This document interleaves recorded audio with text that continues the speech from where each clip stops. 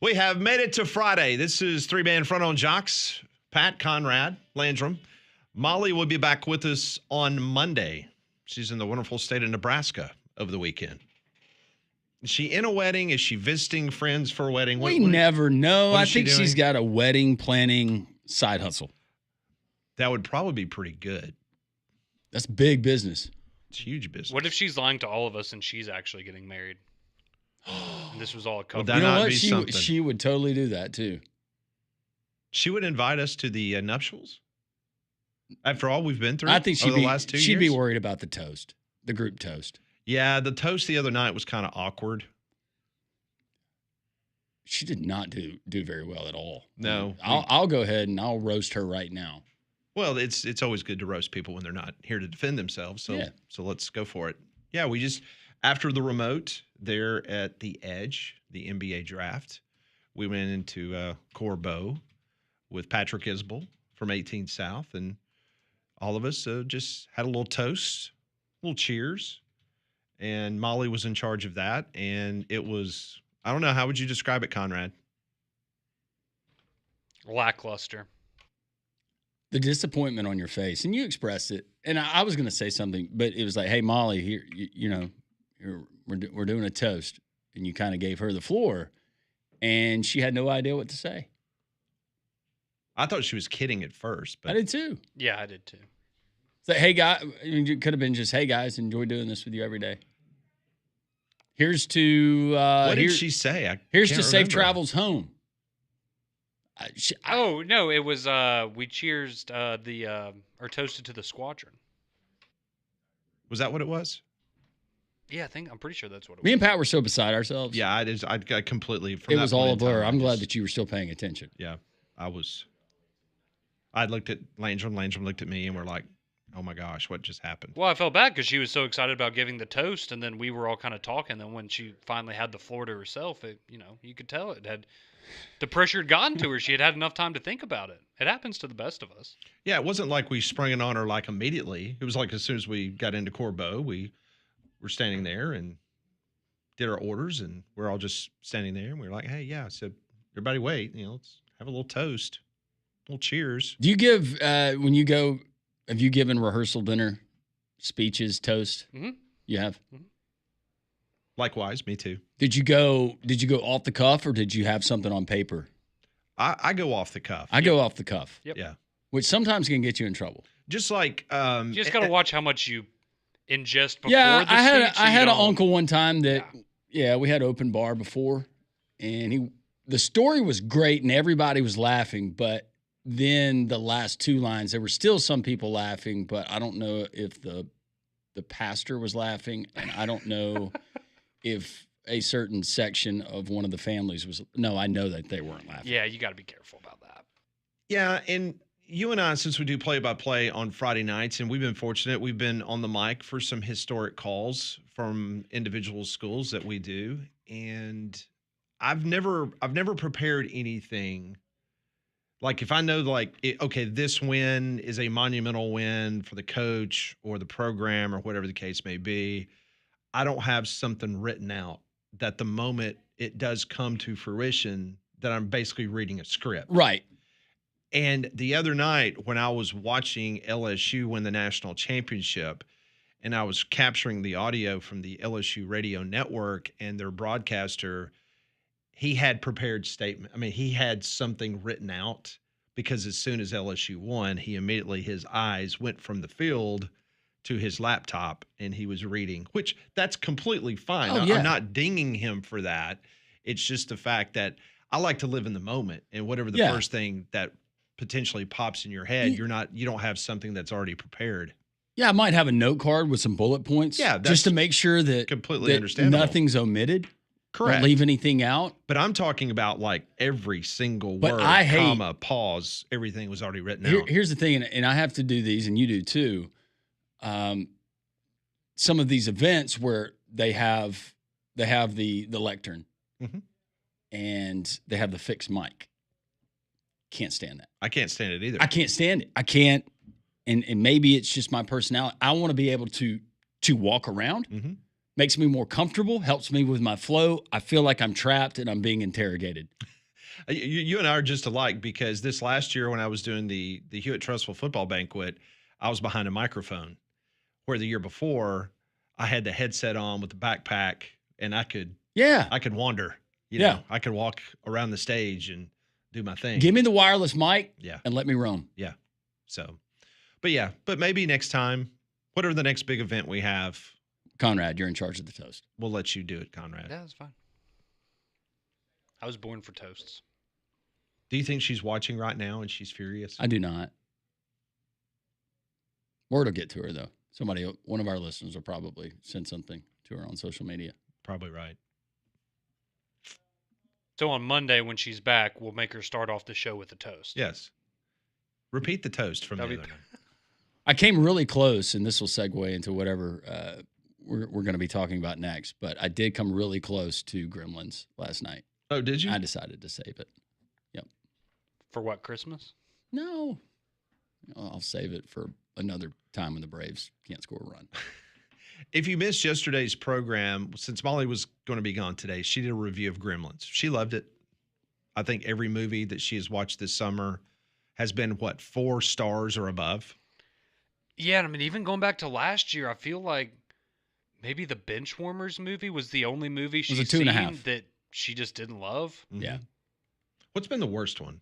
Off the top of your head. Was it that one? Yeah, I think that's the only one that's gotten below 3 or 4 stars. Okay. Well, we've got something in store for next week, possibly. Ooh. Yes, we do.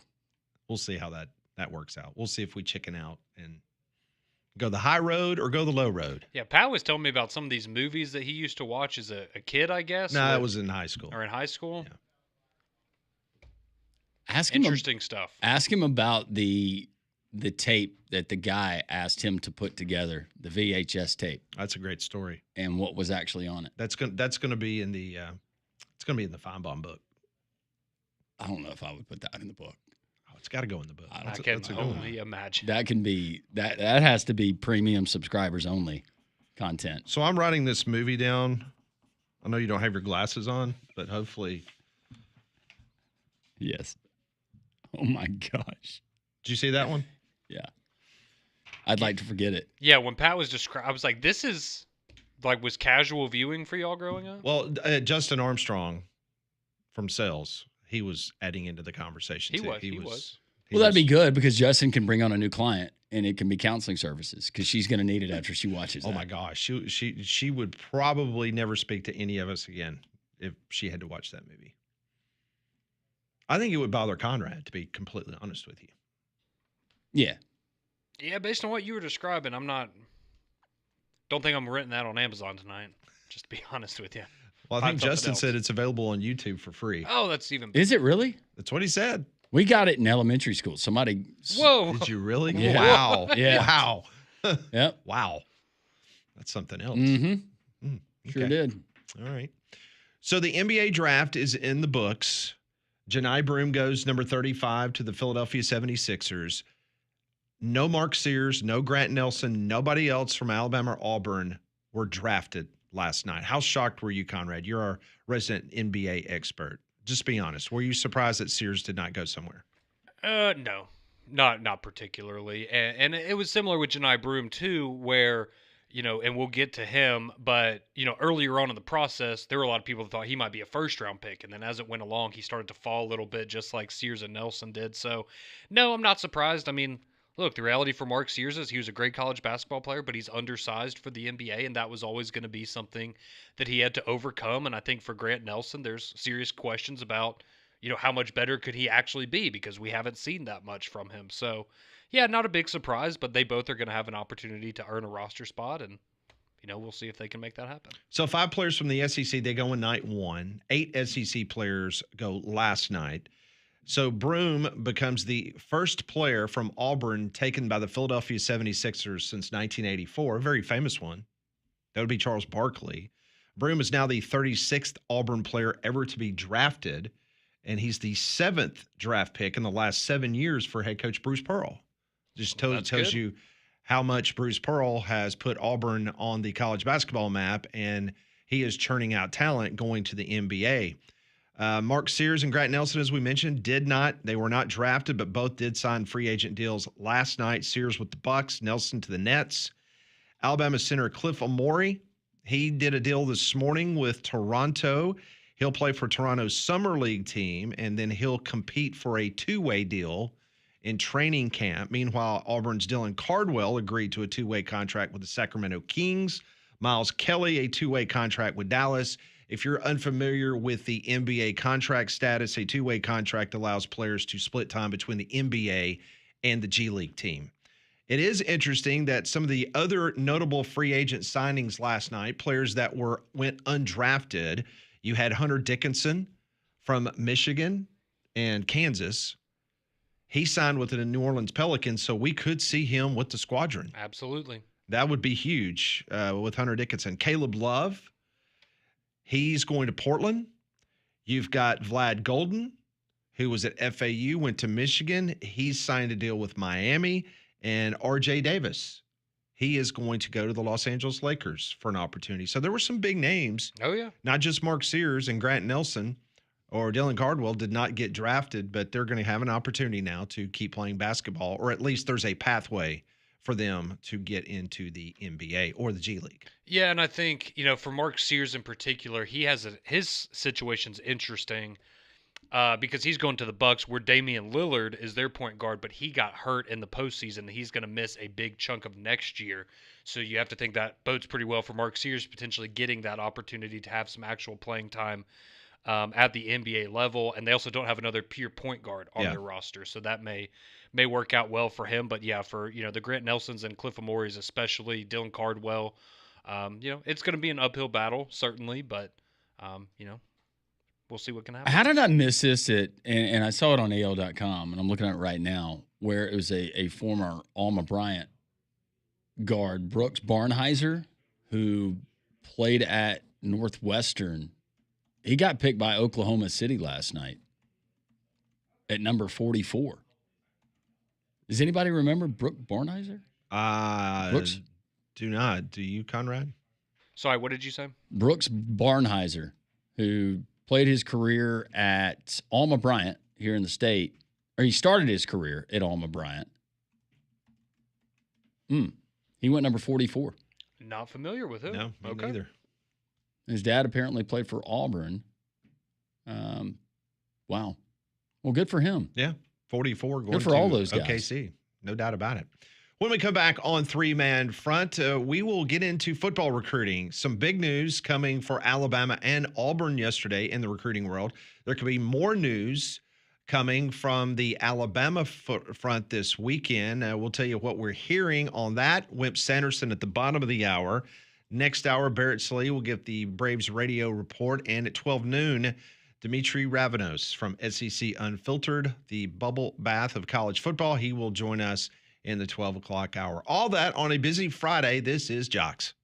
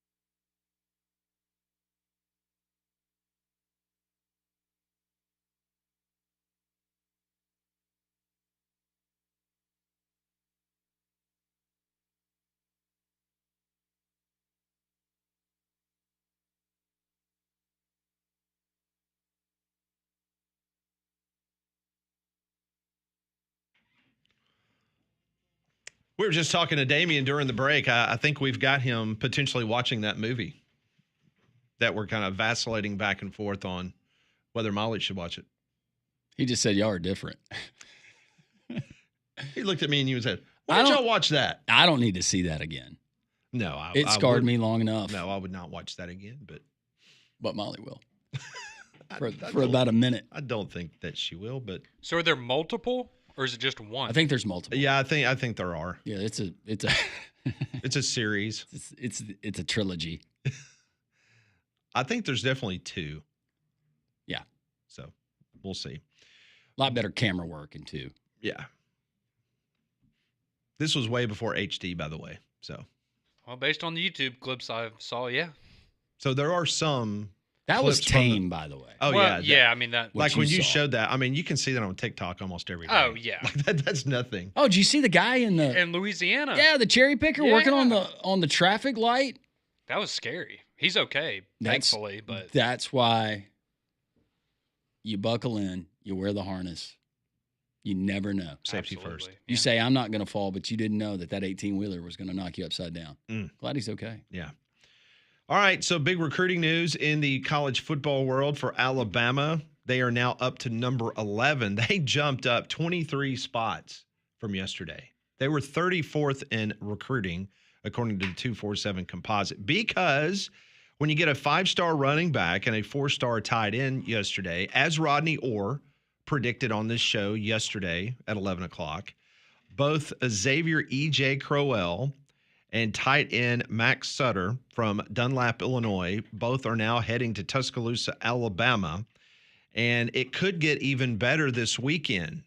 I was communicating with Rodney this morning, and part of his Firecracker 5 yesterday, he told us about Gainesville, Georgia, and the nation's number 1 linebacker, Xavier Griffin.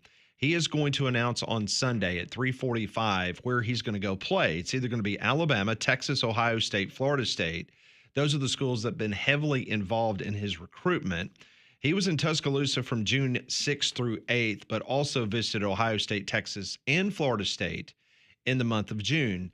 But Rodney continues to feel very strongly leaning that he will choose Alabama on Sunday. So that will be another 5-star that will come into the Alabama barn of recruits coming up this weekend. And for what it's worth, when we go back to the Tommy Castellanos whole situation, he was one of the people that was on social media responding to that, essentially like, well, you're probably not responding to that if you're not planning to be a member of the team. Yeah, so Rodney still feels very strongly. He was one of the Firecracker 5 at Tider Insider that he will be a commitment to the University of Alabama. And Rodney also wanted to point out another player to me that you need to keep your eye on. Now, he is a 3-star.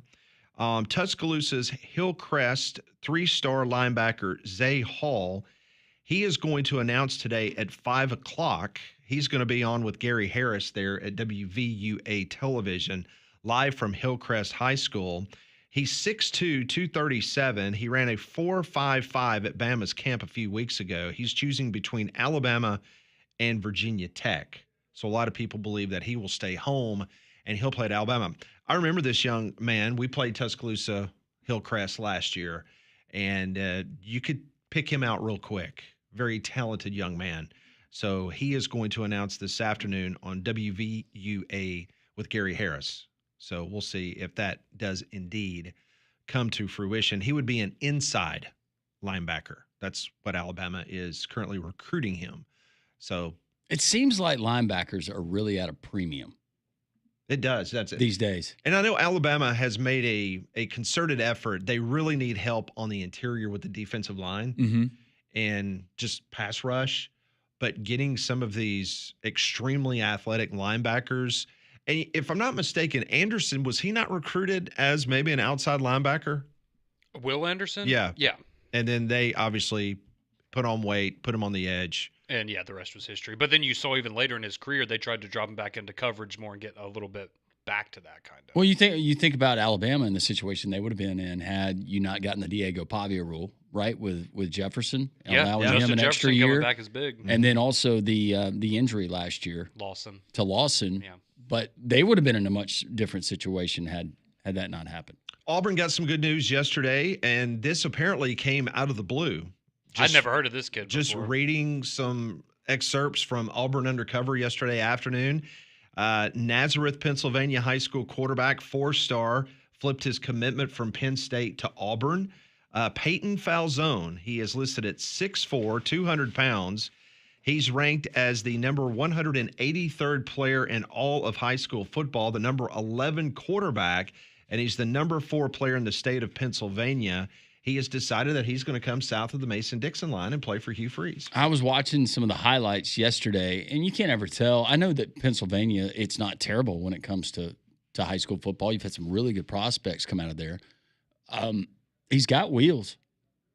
He's got some serious wheels. Ran for almost 800 yards. And for a guy to be 6'4", yeah, and to run that way, major kudos. Yeah, for sure. Yeah. So Auburn is now up to number 77 in the 247 recruiting rankings. They were in the 80s yesterday. So we asked the question at the 3-Man Front Twitter page, Conrad, in regards to the Auburn recruiting situation. Yes, we certainly did, and it ties in a little bit to a conversation that we were having yesterday involving the golf course. But we asked the question, what is the most likely reason that Auburn is currently 77th in recruiting? You have 3 options. Recruits are waiting to see what happens on the field this year, the NIL budget, or Freeze playing too much golf. And winning right now is recruits playing wait and see with how this season plays out. That has 52% of the vote, but 31% of you think the main reason for Auburn's recruiting woes is because Hugh Freeze is playing too much golf, and then 17% of you say it's because of the money. Well, I voted, me personally, and you can see my laptop. I'm not lying. I believe you. I don't even have to look. I believe you. All right. I voted recruits are waiting to see the record. I think at the end of the day, that's what they're doing. Yeah, and I think it's fair that you would say, well, maybe the other things have a little bit to do with certain things recruiting-wise, but I think at the end of the day, if Auburn goes out there and wins 9 or 10 games this year, we're not going to be talking about them having the 77th best recruiting class. No, and I'm going to throw this caveat out there because of the way it is now done in the world of recruiting. Because Alabama is sitting here at 11 and Auburn is sitting there at 77, that does not mean that Bama is going to have a top 10 class. It does not mean that Auburn is not going to have a top 10 class, because we all know that another school at any moment in time can bat their eyelashes and give them a financial offer that some of these kids that you feel really good about right now are going to be out the door. We do it. We do it every single year, this time of year, whether it's Alabama. We've done it for Alabama in the past. When Nick Saban was the coach, what's going on? Oh, my gosh, is there anything we need to read into this? Any SEC school. We'll do it at this time. But Auburn will be fine. Now, can't predict that they'll have the classes that they've had the last 2 years, but Auburn's going to be fine. They got a lot to sell there. But I think just from optics and maybe just a fan perspective, you would like to have a few more commitments here pretty soon. No, absolutely. Well, and it's they think and insiders say that this is going to be the next guy. It's going to be a 4-star. So there's guys coming.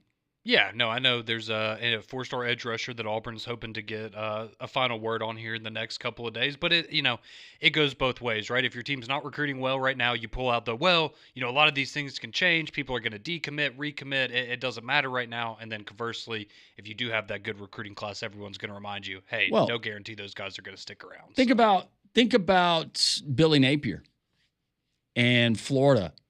Wasn't it last year? Was it last year that all those guys, or the year before, that they were sitting so pretty? Yeah, and then it fell apart at the very end. Yep. Yeah, it can work both ways. See, that's where I could not be a general manager or a head coach of a major college football program, even with that kind of payroll that you get every 2 weeks. Yeah. It's just the fact of the pressure and the stress that you feel really good that, okay, we just got a 5-star commitment from this player. How strong is that commitment? I mean, that kid could tell you till the cows come home, I am all in. I'm all about it. Look, I got an Alabama tattoo. I got an Auburn tattoo. As we've seen in the past, that does not matter anymore. No, I heard this from somebody in sales one time, and I think it's applicable to recruiting, especially in college football in the SEC. Just imagine a brown paper sack, like a lunch sack, cut out the bottom, and then just start filling in players, because that's where we are now. Yeah. There is an interesting article that I was reading this morning from the Baton Rouge Advocate, and we already know that Hugh Freeze gave an interview in which he said that the Auburn football number was going to be north of 20 million this year, and LSU. I'm just going to read you directly what it says. It says LSU gave its all in terms of some revenue share, and by arranging a third-party NIL deals, they expect to be pretty well beyond the $20.5 million this upcoming year. They plan on having advertisements on the 25-yard lines. You know, that has been okayed. So that's a situation where LSU is going to take advantage of ads on the field. And there's no doubt with as much as they've gotten out of the transfer portal, they have spent a pretty penny in regards to this roster for this upcoming season. Another reason why, if LSU does not live up to the hype that a lot of people have been talking about, don't think for a second that they will not start passing the hat around down in the bayou, hoping to pay off Brian Kelly and be done with him if he does not get their team in a position to go to the CFP. Yeah, and I even saw a quote from Nussmeier this morning, and he said, "Hey, we're aware we haven't won a season opener in 5 years. Like, that's something that is weighing on this program, and they're feeling the pressure right now. They understand that this is it." And I will throw out there that I think, based on what we collectively know, but just talking to coaches on that staff, on the Clemson staff, this is going to be the best opening opponent that they've faced. No doubt. Yeah, A lot better than the USC team. And you're playing them at their house. Absolutely. Yeah, so it's going to be a great season opener there with Clemson and LSU. But as we move along in the summer months, it has started to heat up significantly, and this Alabama heat and humidity can be brutal, so don't let it affect your home and family. Keep them comfortable with an affordable Trane cooling system. They've been recognized as America's most trusted brand for 11 consecutive years, and they're our official cooling partner right here at Jox. Go find a comfort specialist near you today online at Trane.com. Wimp Sanderson joins us next, brought to you by Craneworks.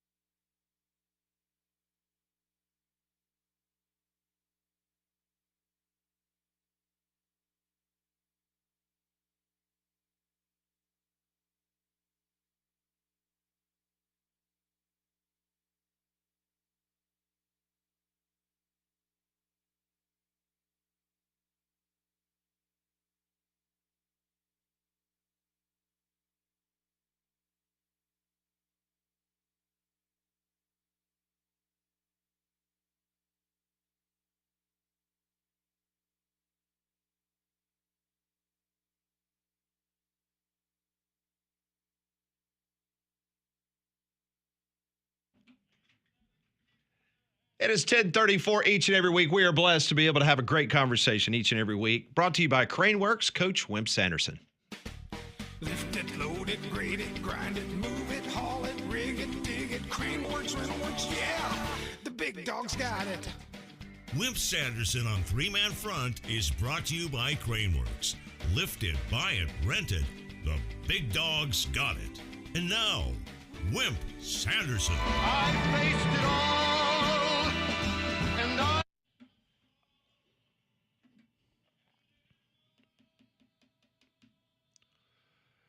And the coach joins us on the Higginbotham Hotline, brought to you by Crane Works. Coach, good Friday to you. Hope you're doing well.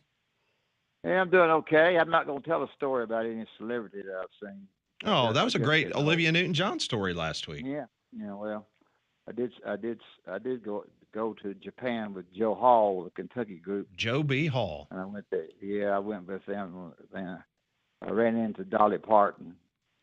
Whoa! Did she knock you down? Did you get? Did you get? Well, no, but I hugged her and looked all the way down to her socks.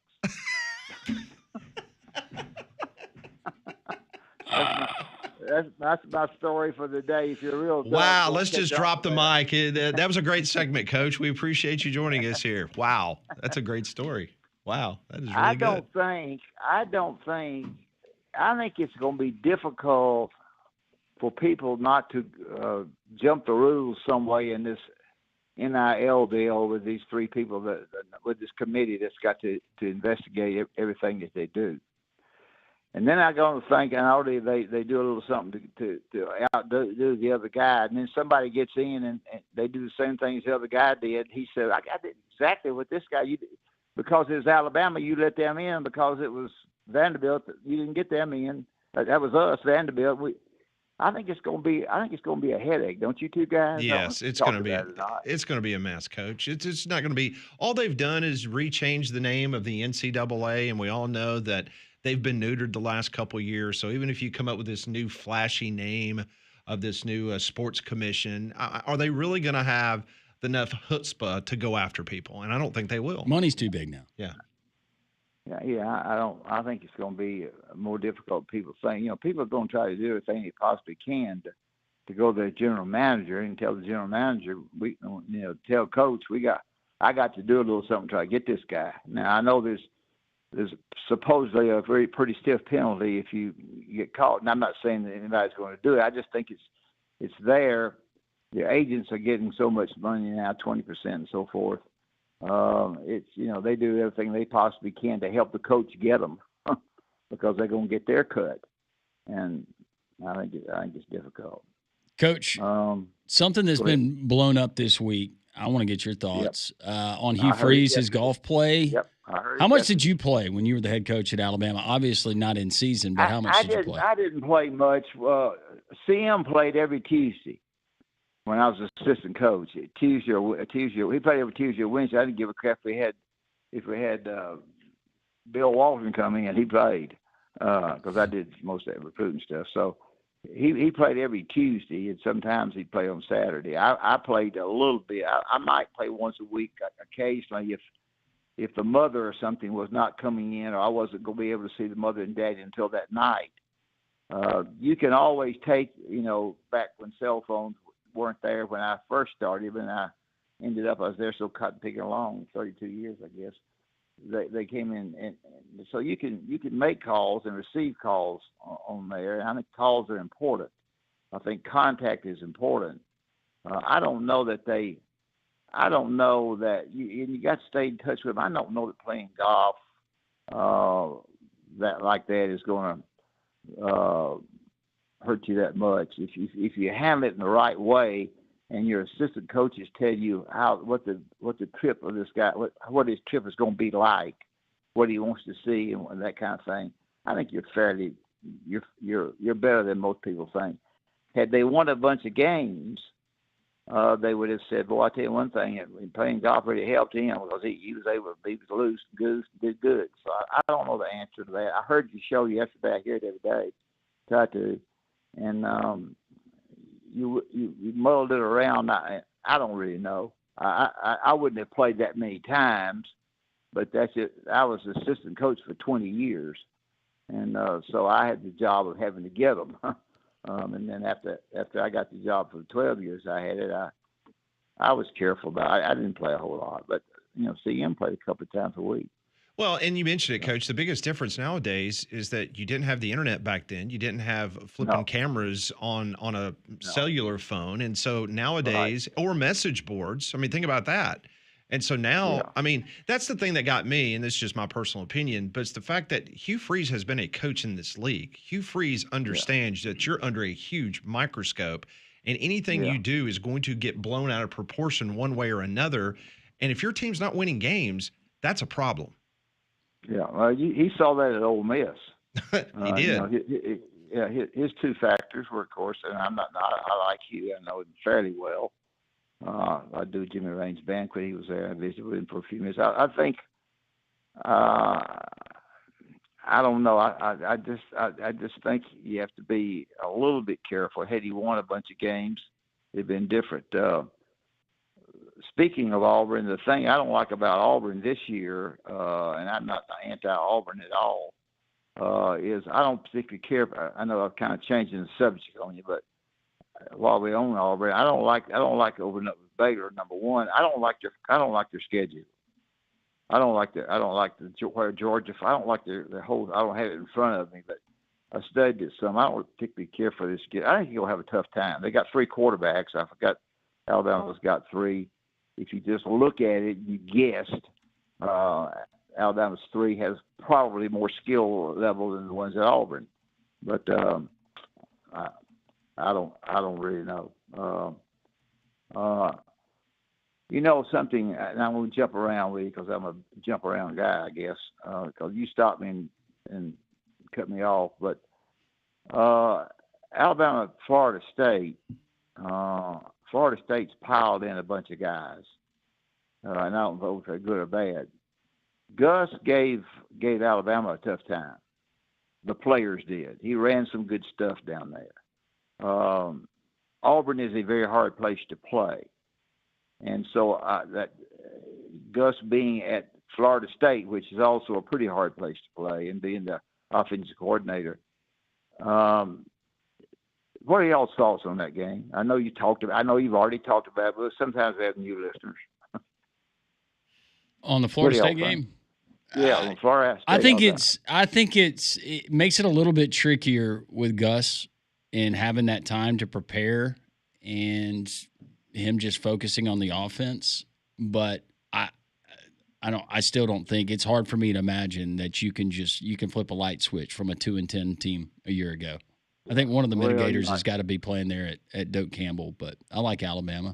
I don't know if I like him. I don't know. I think it's you've got a defensive coordinator who Gus has got his defensive stuff in his lap because he was defensive coordinator not only last year but at South Alabama, which is gives it an easy chance to really study what he does against different formations. I think that's a plus for Gus.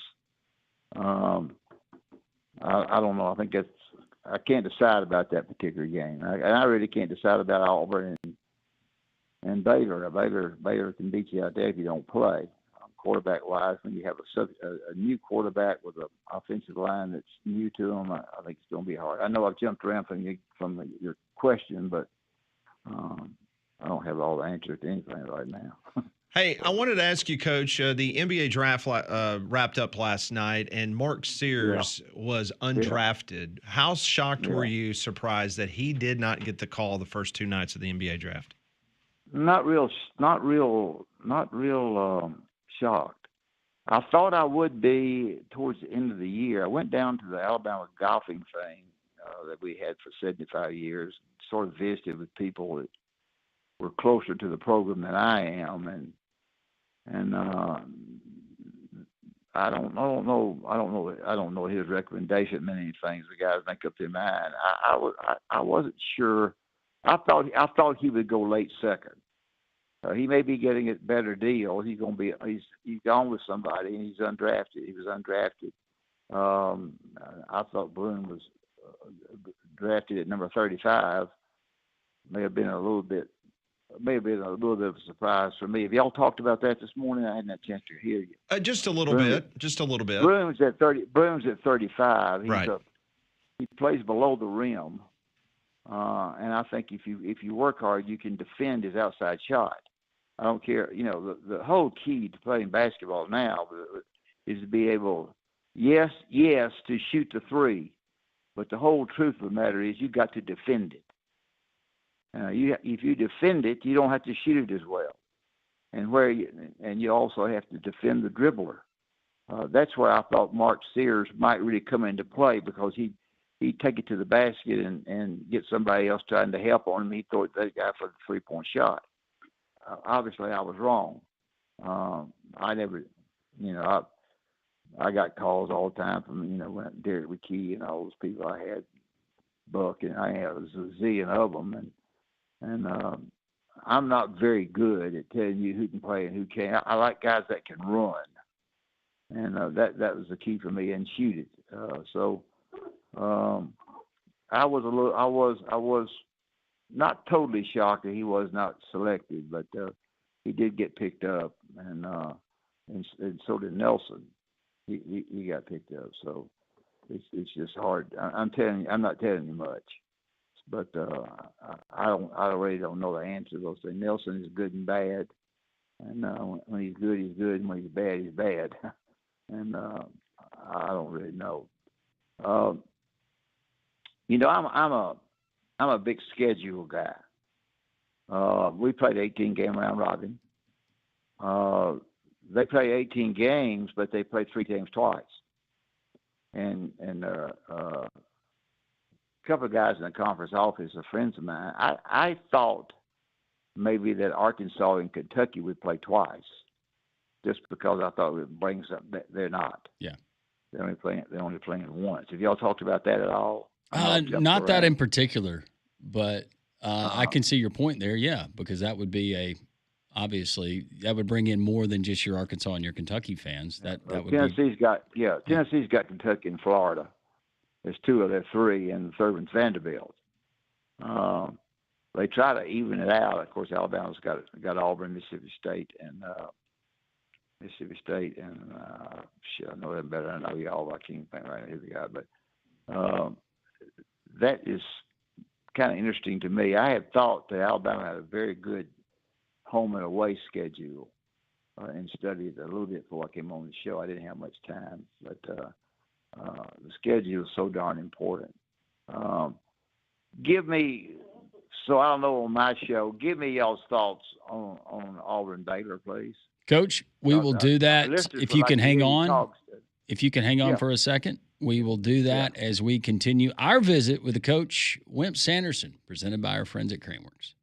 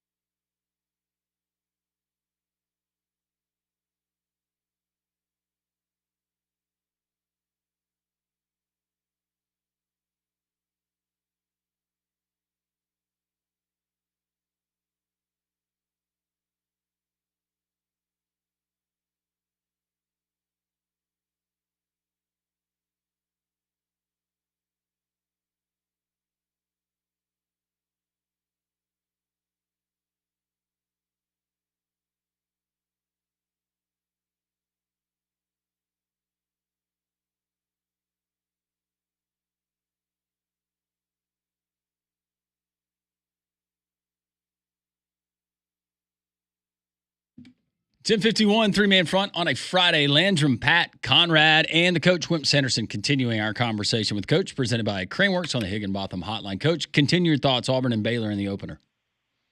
Well, I think it's going to be a little bit tougher game than people think.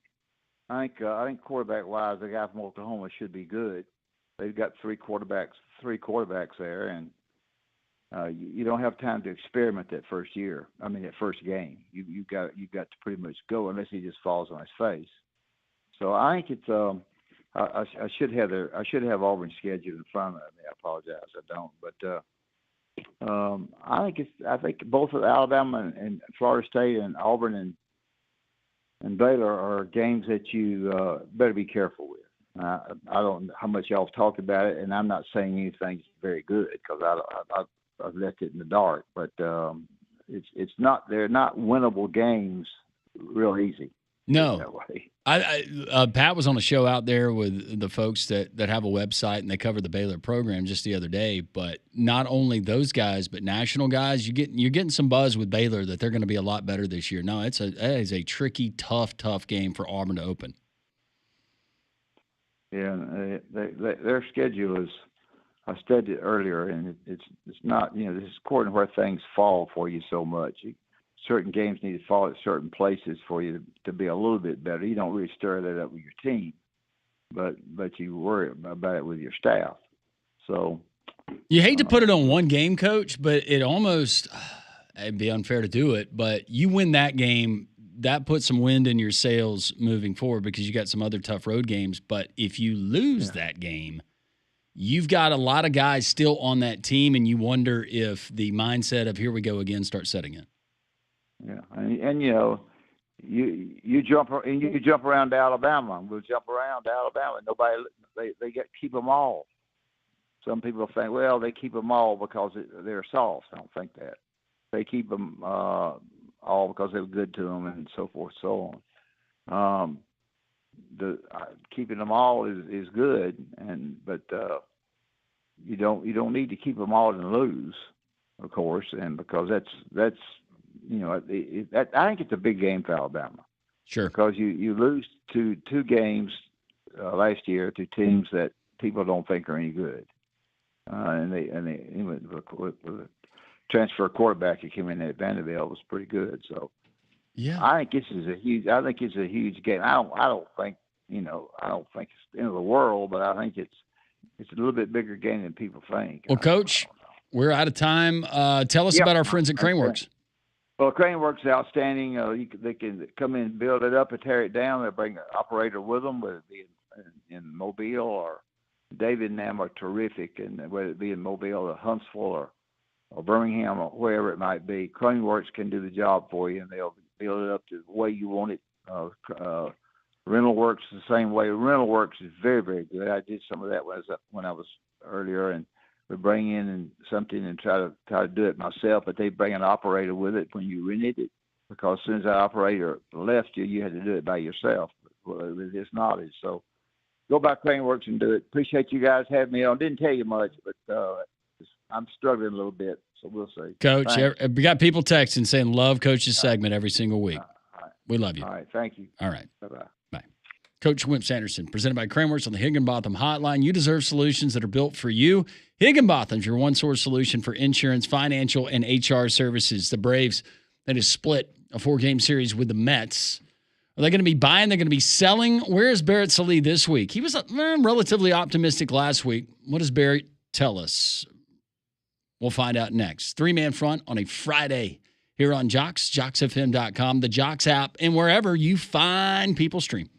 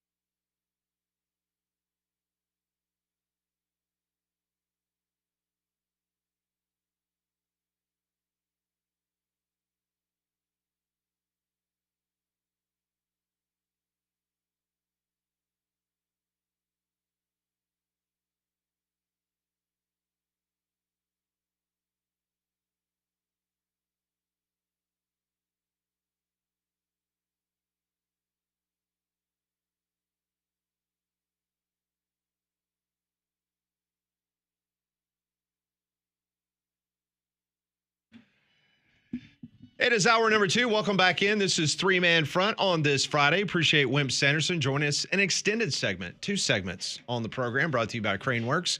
Barrett Sully from the Braves Radio Network will join us momentarily. Next hour, Dimitri Ravenos from SEC Unfiltered will join the program. I want to tell everybody about Abide Roofing. AbideRoof.com. That is the website. The number's 205-922-7134. Just a couple years ago, I was having some issues on top of my roof. Had some leaking coming in my attic and into my kitchen. So I called Travis Lloyd and the outstanding local roofing team at Abide Roofing. He was able to get on my roof. He identified the problem immediately. Then he dealt with my insurance company that was dragging their feet a little bit. But through that, Abide Roofing was able to get that covered, and I was able to get Abide Roofing to put a brand new roof on my home. So they can deal with your insurance company. And if not, if it's just a very small repair, whether it's a couple shingles that got loose because of the wind or the rain, they can handle that too. I 100% trust these guys. They're licensed, bonded, insured. They're the real deal. And they're offering right now a free roof inspection, no strings attached, no pressure. AbideRoof.com is the website. The number 205-922-7134. Barrett Sully, Braves pre- and post-game host. They're on the Braves Radio Network. You can hear them right here on Jox when the Braves play. Joining us on the Higginbotham Hotline. Barrett, how are you? Well, I wish you would have asked that 2 days ago because I would have said fantastic. Now I'm like, I'm okay. I love covering baseball, but it's the Mets. Ugh. I know. To-do list. I got a little to-do list, and this is just some stuff from earlier this week, and I promised the guys that I'd do it. Myself, Pat, and Conrad heading over for SEC Media Days. We know that the All-Star Game and the festivities there at Truist are also taking place that week. So, Home Run Derby Day. Can we just get a ride with you to the ballpark from the Omni and the College Football Hall of Fame? How do we need to make that work? Well, general admission is fine. We'll go and stand anywhere. We're not asking to be in a suite with you, but can we maybe figure that out? I thought I'd put some pressure on you here on the air. You know what? Just take Uber to my house. We'll go early, and then you can find out find some tickets for yourself, and I'm sure there'll be plenty for lots of money. Whoa! Hold on a second. Tail end of that. No, I'm not buying you guys tickets.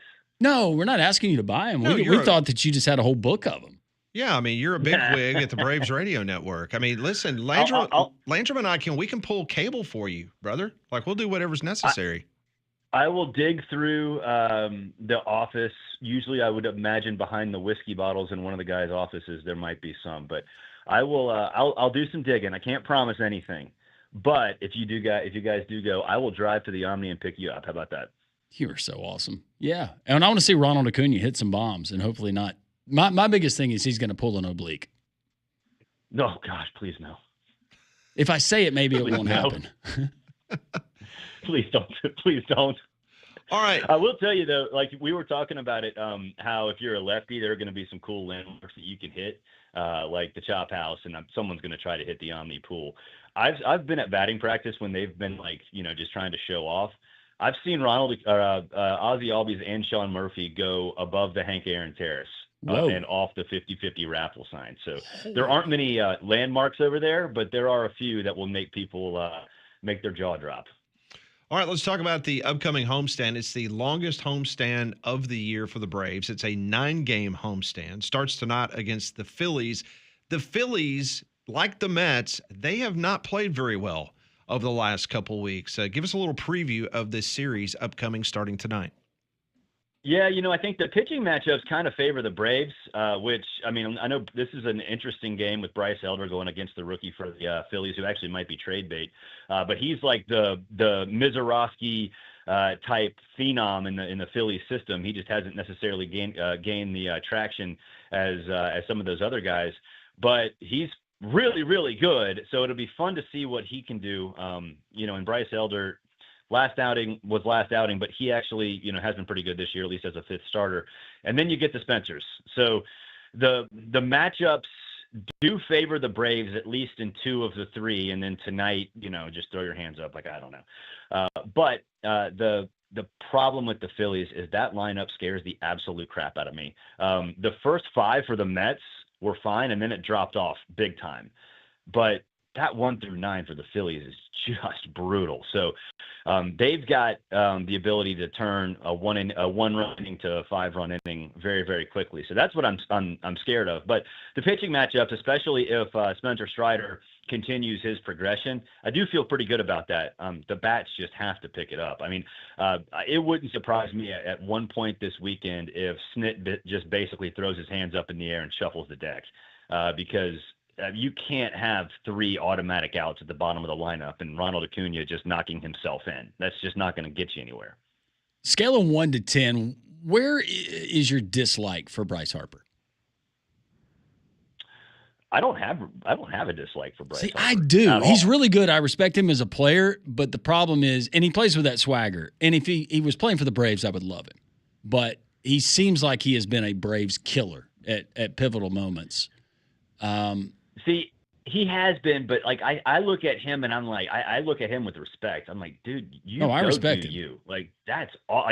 He doesn't really talk smack unless it's to Orlando Arcia, and some would argue he deserves that. Right. And I would say that that was taken a little bit out of context, but at that point it doesn't matter. If things get misconstrued. For Bryce, I think that I respect him. I like him. I've talked to him before. He's the nicest dude. I mean, there's nothing wrong with him. He seems like a really good family man. He is, and he's always really, really nice to anybody around him. So I don't know. Maybe that skews my judgment a little bit. But if you have what he has, I have no problem enjoying watching great baseball players. I don't know, like, and maybe like you're right. Maybe I am skewed by his personality and talking to him and like realizing, hey, this guy's pretty darn cool.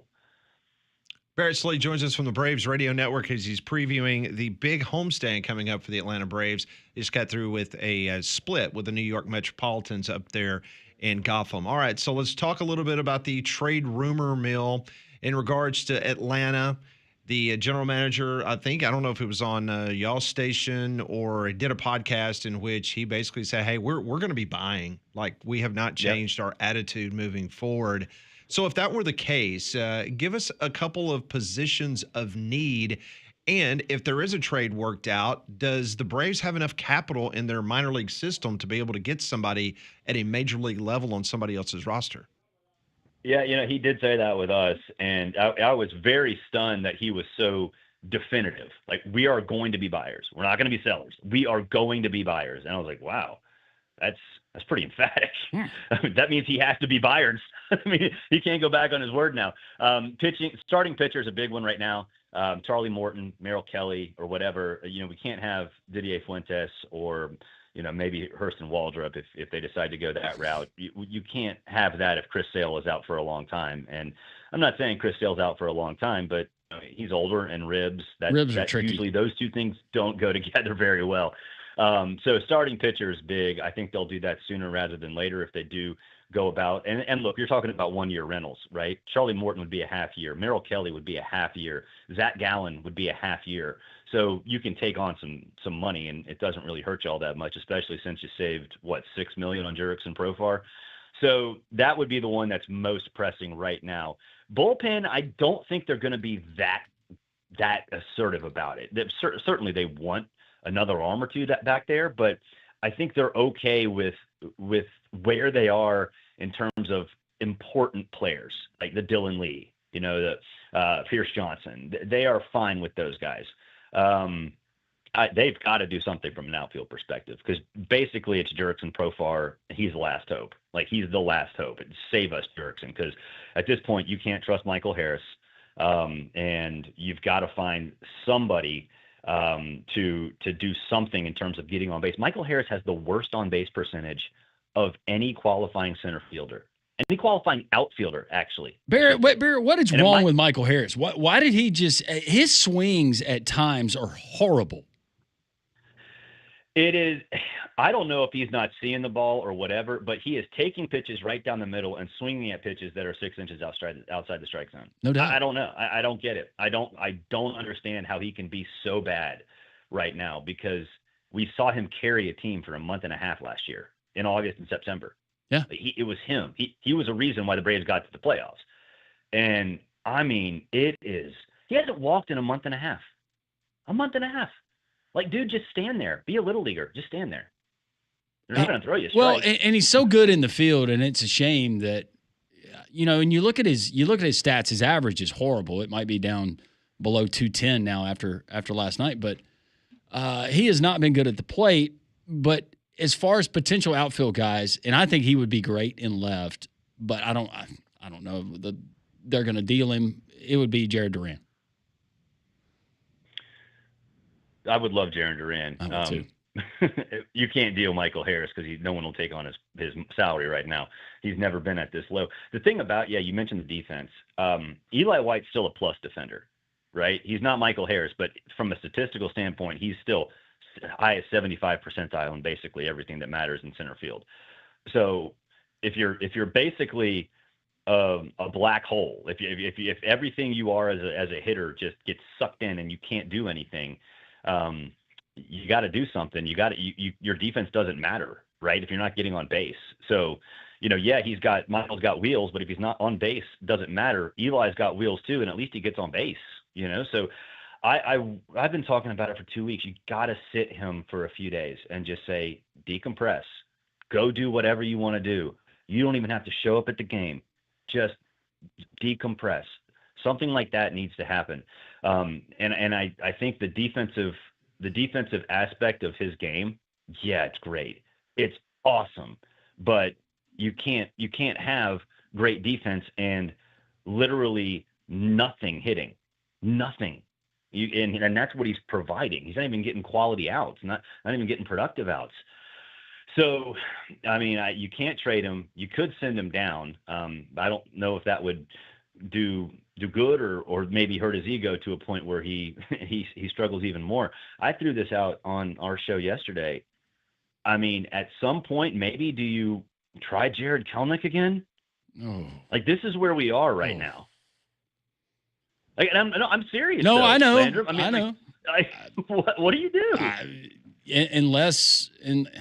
And that's the problem is you have these guys that would be attractive to other teams, but they're at the plate this year. They've been so bad. Another guy was on my list, and Kelenic, maybe that's an option, but another guy was on my list, and I know Braves fans are going to hate to hear this, and I can't believe I'm saying it, but what kind of return could you get for Ozzie Albies? Not much. Yeah. Not much. Although he does have the team option, the $7 million option for next year and the year after. So maybe that's attractive if you can fix him. I think the biggest thing with Ozzie is he takes pride with swinging the heavy bat. He needs to drop down a full ounce. So because let me pose this question does not work to you, Barrett. Let's just say that the Braves are still within striking distance of the last wild card spot. And based on what you have to deal with another team, is there an area, whether it's a Marcell Ozuna, would you picture a scenario in which the Braves, if they could get something healthy in return, whether it was someone on the pitching staff, whether it was the back-end bullpen help, whatever the case may be, would you see them offering that up to somebody, or are they going to absolutely keep Marcell Ozuna because of the need of offense that he provides you in that lineup? I could see almost everybody on the roster, like if it's a mutually beneficial trade, which is kind of what you're saying. Right. I would think that everybody would be everything would be considered. Okay. They'd listen to anybody. Chris Domino, my co-host, threw this out when we did the podcast this morning. It's gotten, and he was being serious. Trade for Alex Bregman, put him at third, and put Austin Riley in the outfield. Interesting. Austin Riley's played left a little bit. Let's sign the paperwork. Let's go. I'd be all about that. Bregman that is an interest. Yeah. Yeah, it is. Mm-hmm. I like that.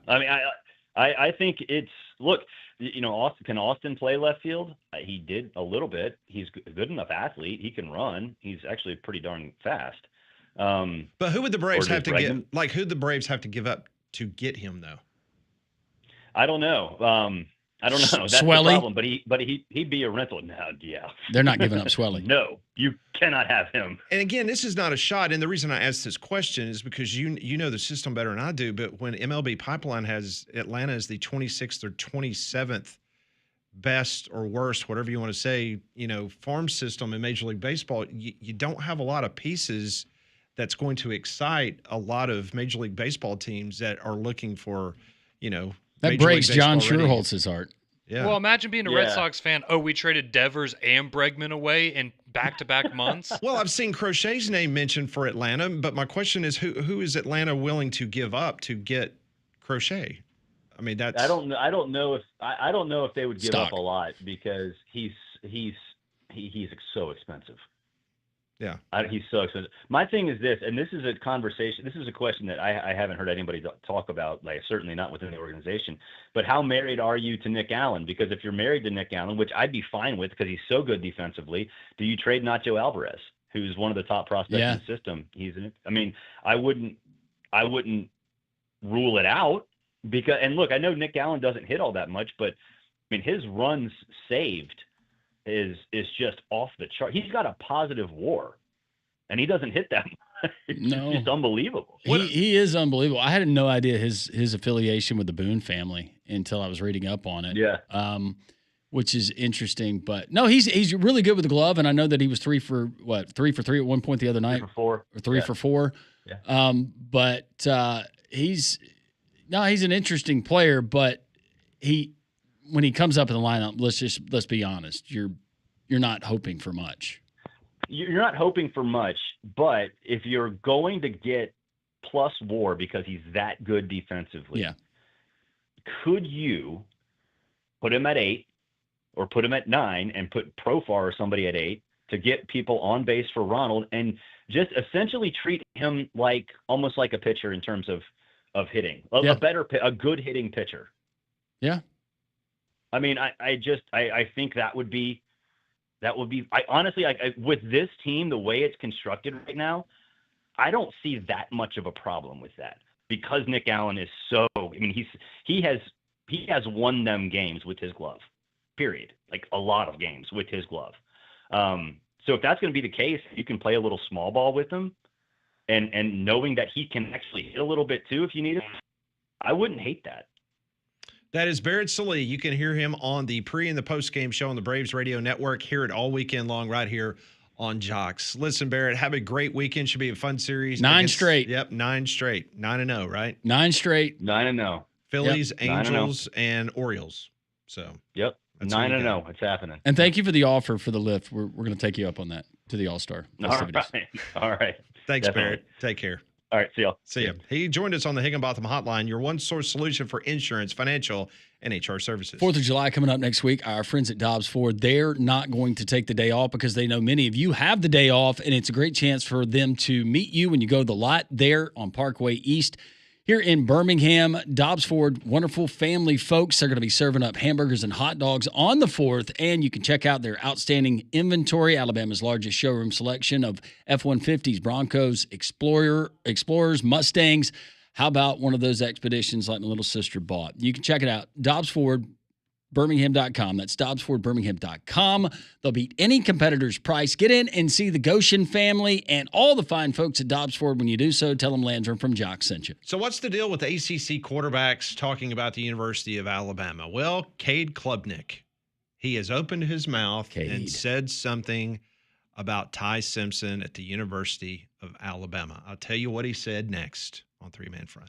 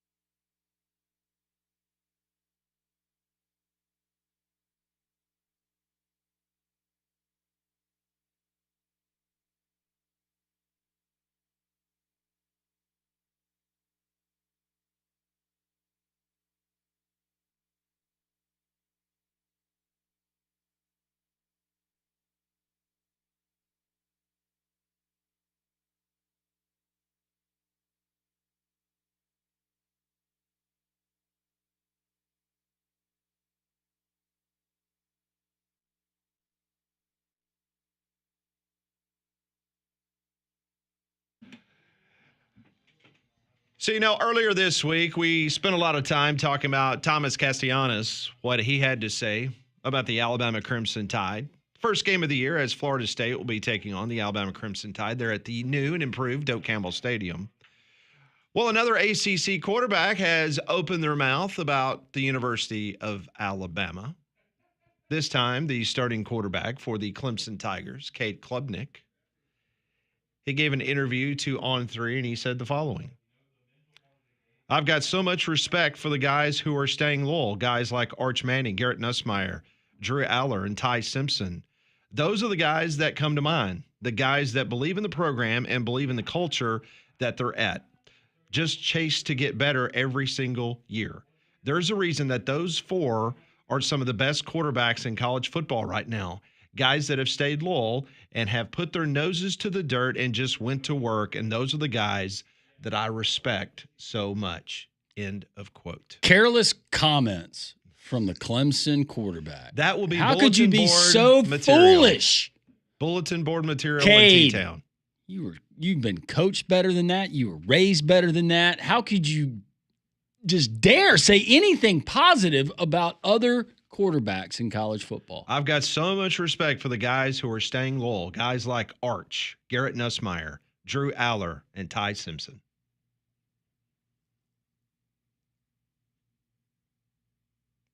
Fooled you, didn't I? You thought it was going to be another. I didn't. Not with Clemson quarterback. I played along. No, I knew that was not coming from Cade Klubnik. Yeah, that was not going to be coming from a Clemson quarterback. No. What is it about the state of South Carolina? Lenore Sellers says positive things. Mm-hmm. They teach them right over there. Get the Wofford quarterback on the phone. Conrad was on the phone. Cade Klubnik said something nice about Ty Simpson. Yeah, he was too nice. Oh, you think he's buttering him up? Well, look, when they meet in the playoff, I'm optimistic National about Championship Ty game. Simpson, but I mean, we haven't really seen that much from him. But he's loyal. He is loyal, and I appreciate that. And did I see where Ty Simpson's little brother got an offer from Alabama? He did. I thought it was really interesting that Wimp told us that he thought that the collection of Alabama quarterbacks was more talented than the collection of Auburn quarterbacks. That would actually be a really good discussion, because I don't know if I totally agree with that. That sounds like a poll question next week. I think Alabama has the quarterback with the highest potential ceiling out of all of them, and Russell. People say Deuce Knight. Knight Is something else. I mean, Pat, you got folks that have laid eyes on him. Yeah, they have absolutely just gone on and on about his ability and the way he looks and the way he spins it. It would be a fun debate, and it's going to be fun. Yeah. Hopefully they stay with their respective schools, and we get to see them. You know A how- couple of Iron Bowls. You yeah. know how left-handed quarterbacks, they can spin it, how good they look. Yeah, but he's more mobile than Tua. Tua was just, he was just that pocket guy. He was laser focused in there, so. He's And also plus- not Hawaiian. So. Well, I was going to say, plus Deuce Knight was born in the contiguous United States. Yeah. So. Unlike Tua. Yeah, Tua had an advantage from the beginning. He's just a special guy. Just a special guy. By the way, I Are never. you still sending him love letters? Yeah, I'm waiting to get one of those back one day, but I figure he's just so busy. He's a private guy. He's so busy.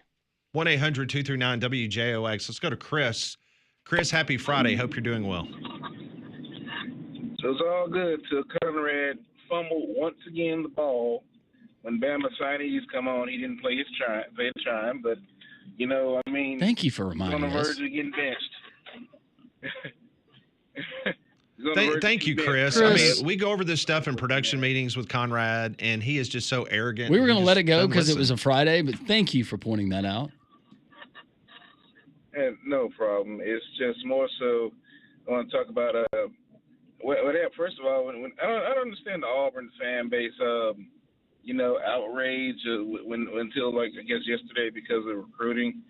I mean, they were the ones who were saying it was going to be as soon as the freeze game was going to be a freeze over a cold front, and there's going to be a new Cadillac. And I constantly said you really had 97 Pinto, but I guess I digress. But also when it comes to Bama and this lesser teams just trashing on them, Like what is putting people in the mindset that Bama's like this late version of Bill Goldberg, his later years in retirement run or something like that. That's what happens when you lose to Vanderbilt, Chris. I mean, but that doesn't really define you when you're still a winning program in the. They went 9-4. They missed the college football playoff. But at the same time, it isn't like it's a losing season, though. It isn't. No, like it is not a losing season. But are you happy with a 9-4 record at the University of Alabama? With the first year, yeah, I accept it. I can say I'm happy with it, and I expect progression, but I don't expect immediately just straight up show up and then take over just the same old. Especially when you got transfer portal, NIL, and all that. So is it college football playoff or bust this year for you in Alabama? I mean, I went on record saying it was at least maybe 8 to 9 wins to start, because you guys know this. I've said this on numerous occasions. It's because your first year, I don't expect you to be a world beater. Okay, now we're talking about year two. We're not talking about the rearview mirror. We're talking about year two. Are you saying this year with an improvement? Let's just say it's just one game improvement. Then they go 10-2. Are they in the conversation for the college football playoff? And if they're not, where's the criticism with Kalen DeBoer, in your opinion? It starts, but at least you say you. It depends. So you have a good case of even just making it by default though. So because we've seen with SMU making it. All right, let me tell you who the two losses are. You lose to Diego Pavia and Vanderbilt again, and you lose to Auburn and Jordan Hare at the end of the season. How does that 10-2 look? How does it feel? If you can beat those ranked teams, what killed Bama last season was not beating Tennessee, and when you had the opportunity, it wasn't because you could have survived out the Vanderbilt and the Oklahoma loss. Sure, they're not good losses, but still you still didn't lose to a ranked team. So you're saying that if and I'm not arguing with you, but you're saying that if Alabama would have beaten Tennessee, which was a highly ranked opponent, then they could have stubbed their toe against the Vanderbilts and the Oklahomas, and they still would have had enough capital that they would have made the CFP. Yeah, because let's be honest, they would have still actually had a shot at even participating for the SEC championship. They would have held weight to the committee. Well, that is true. You are right. So with that being said, everyone's putting emphasis on those two games and not focusing on that main Tennessee game. That's the game that killed me. It wasn't Oklahoma and Vanderbilt. I mean, I told you guys that Vandy was a decent team that year all last season. I also said Kentucky, but they didn't pan out because of injuries. But the Oklahoma game, we was in Taco Tuesday. I said the games they would probably struggle against would be LSU, Georgia, and Oklahoma. People thought me crazy, and I also said Vanderbilt will be a very, very tough game because they're a team that constantly just people overlook and blase, and they're a team that people and I tell you, what's the worst thing is a team that people know and look at. They're going to play with nothing to lose. Chris, we appreciate the phone call. Sorry, we're up against it. Tight schedule today. 3-man front on Jox.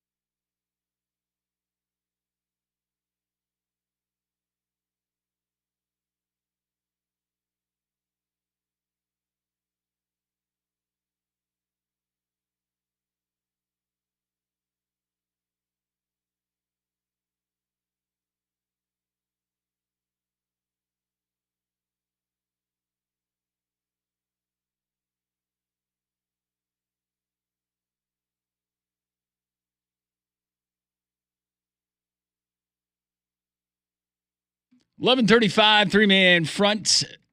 Your phone calls are welcome. Also, your text, the text line, 205-834-9450. Good visit with Coach Wimp Sanderson, presented by Craneworks in the first hour. We talked to Barrett Sully, in-depth conversation about what the Braves are going to do next. You can find that there at joxfm.com and the Three-Man Front podcast. We take you to the text line now, 205-834-9450.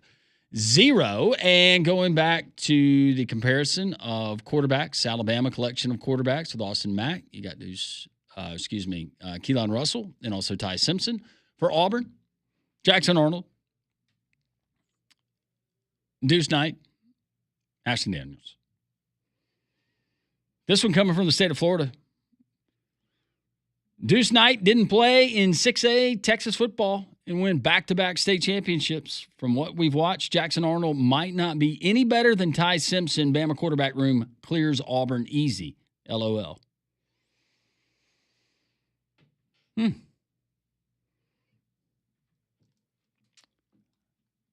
I disagree. I'll say it. I don't think they clear it easy. I think it would be a fun debate, but say it clears it easy. No.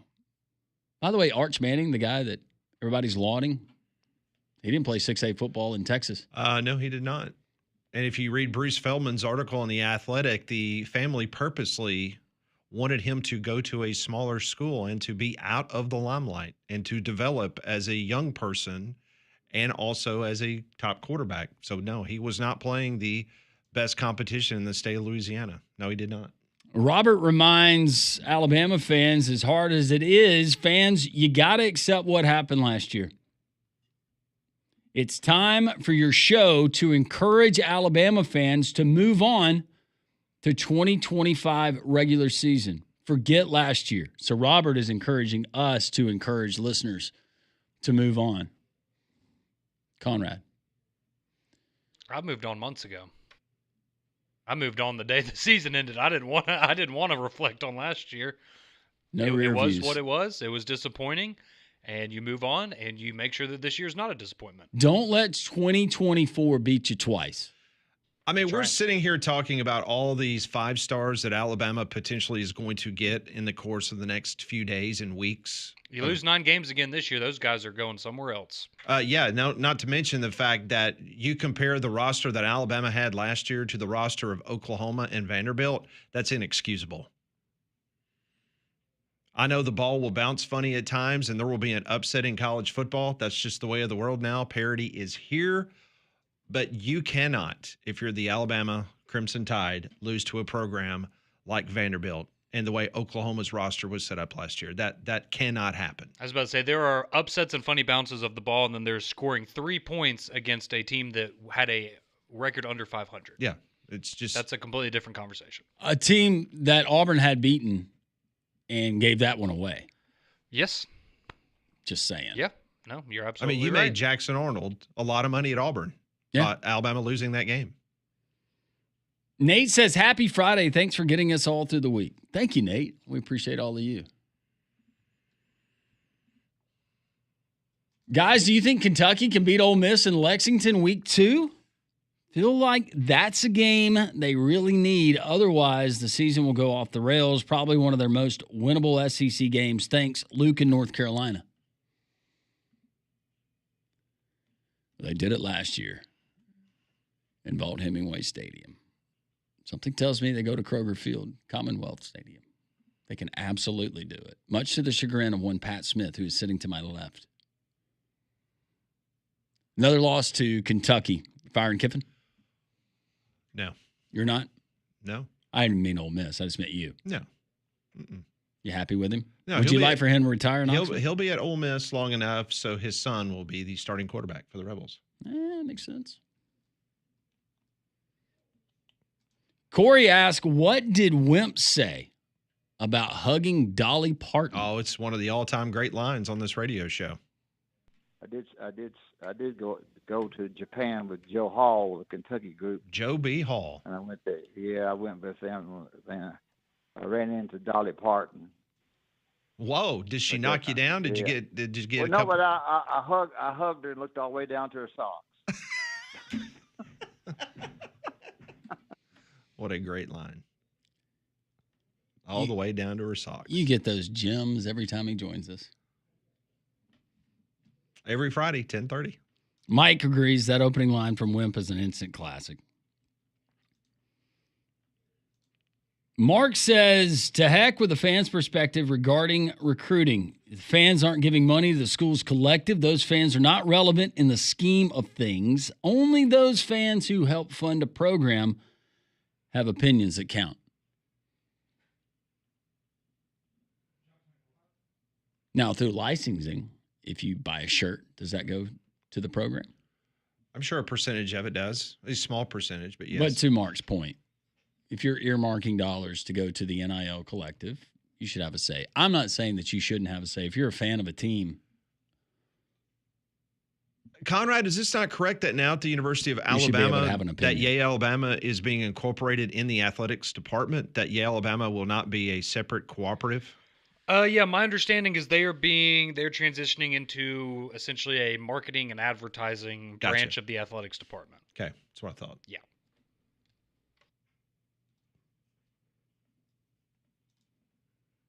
Ken says Xavier Griffin is going after the bag. Texas will have the highest offer. Georgia cannot afford Griffin and Tyler Atkinson, both at linebacker. Atkinson is a once every 20-year player.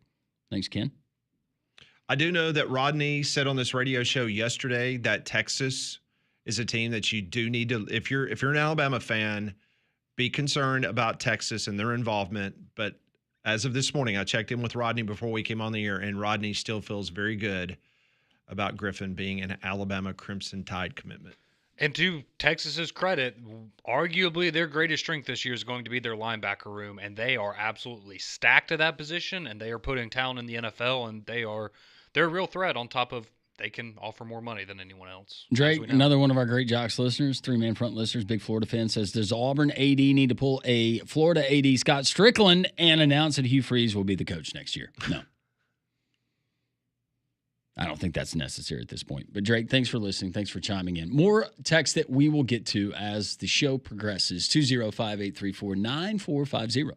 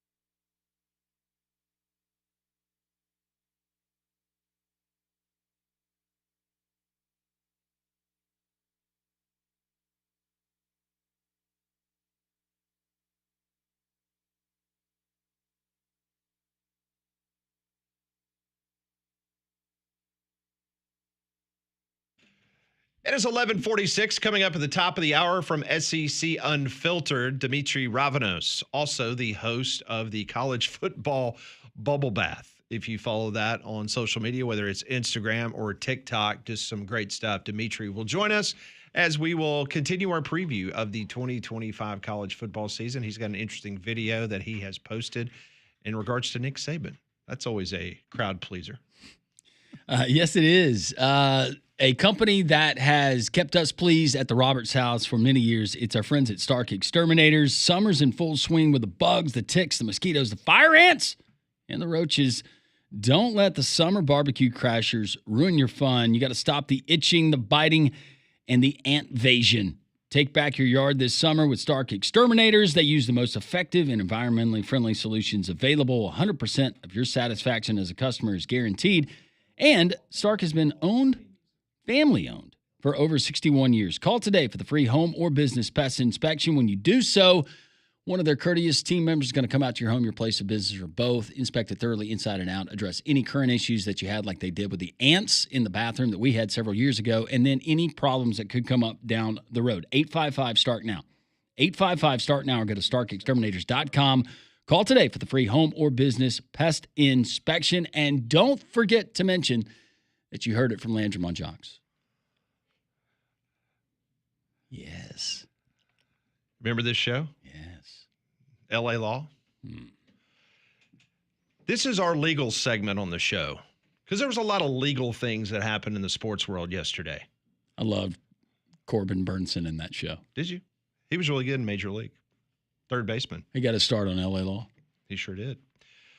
Former longtime Baltimore Ravens kicker Justin Tucker, he has been suspended by the NFL for 10 games. He violated the league's personal conduct policy. Yeah. Back in January, if you remember, a massage therapist told the Baltimore Banner that Tucker had committed sexual misconduct during sessions from 2012 to 2016. A total of 16 women accused Tucker, who denied all the allegations, of unwanted touching with his genitals and leaving DNA on the massage table. Well, do you have a question there? I don't want the follow-up question. Yeah, No. I didn't think so. Well, okay. The Ravens released Tucker in May in a decision the organization claimed was a football decision. Tucker, 35 years old, has been playing with the Ravens since 2012.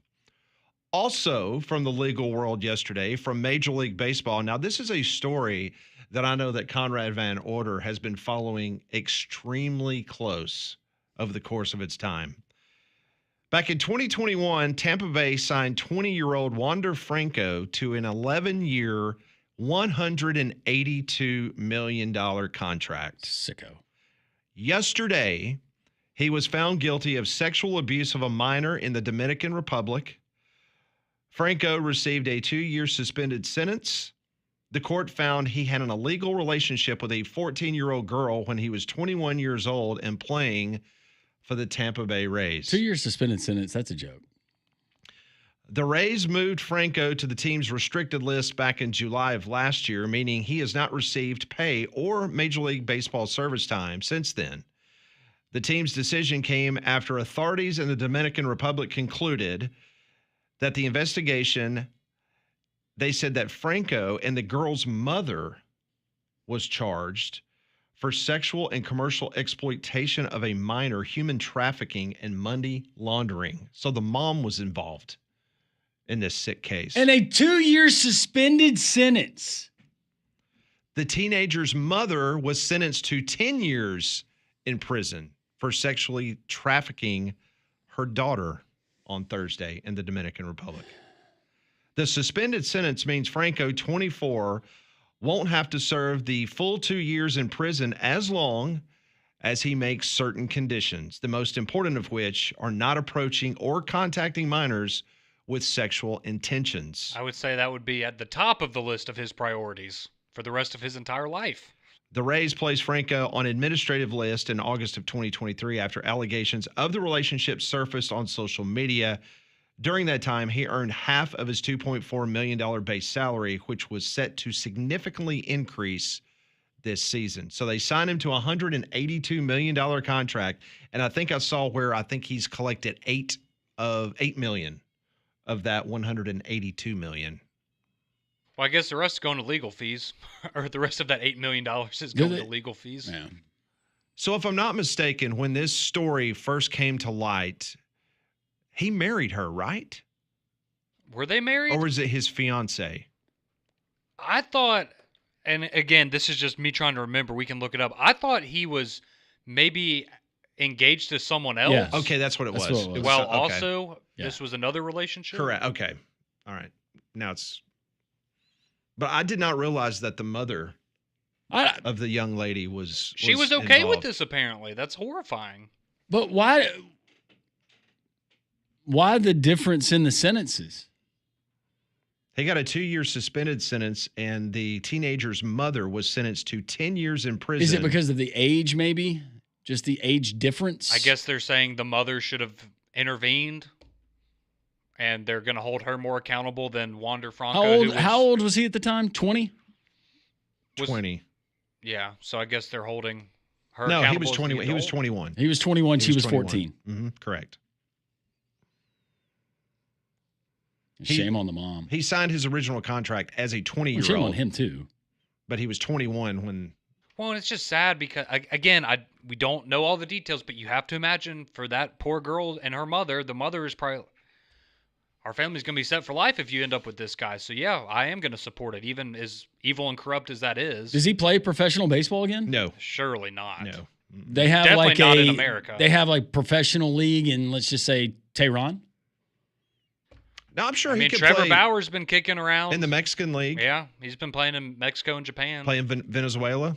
Would they take him in Japan? I don't know if they would. Yeah, I mean, this is worse than the Bauer thing in my And you also opinion. keep in mind, like the Nippon Baseball League, they have a relationship, a contractual relationship with Major League Baseball. Right. And I don't think Major League Baseball would take too kindly if, No. Yeah. No. See, a lot of legal things happened yesterday with Justin Tucker getting the 10-game suspension. And Did John Williams write this? I don't know who did this. Who's playing the saxophone? That is such an 80s song. It really is. The saxophone. And It's a nice theme song. I like it. back when TV shows used to have actual theme It's songs. it's a perfect song for a montage. Very much so. Of all the horrible things that athletes do. I like that. I mean, it's unfortunate that we have to talk about it, but maybe we'll see some more positive stories. We need more Cade Klubnik stories. Yes. Complimenting people. Yeah. Not trying to tear people down. We see enough of that. I'm a builder, not a tear downer. Need more loving and need more laughing. That's what Pat Dye once said. What? I'm a builder, not a terror downer. Terror downer. He said that at one of his press conferences. Oh. He had some really good quotes. Oh, yeah. Hindsight's a really good one. Always 50-50. He had some other ones we can't say on the air. No.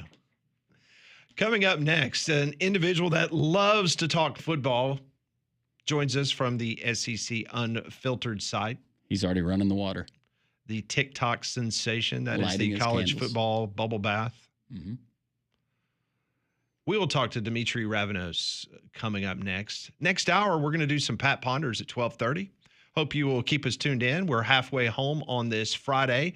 Take us along with you wherever you go on the Jox 94.5 app. Watch us on YouTube. Pat, Conrad, Landrum, Molly will be back with us on Monday. Let's get 120 minutes of perfection, guys. Let's go.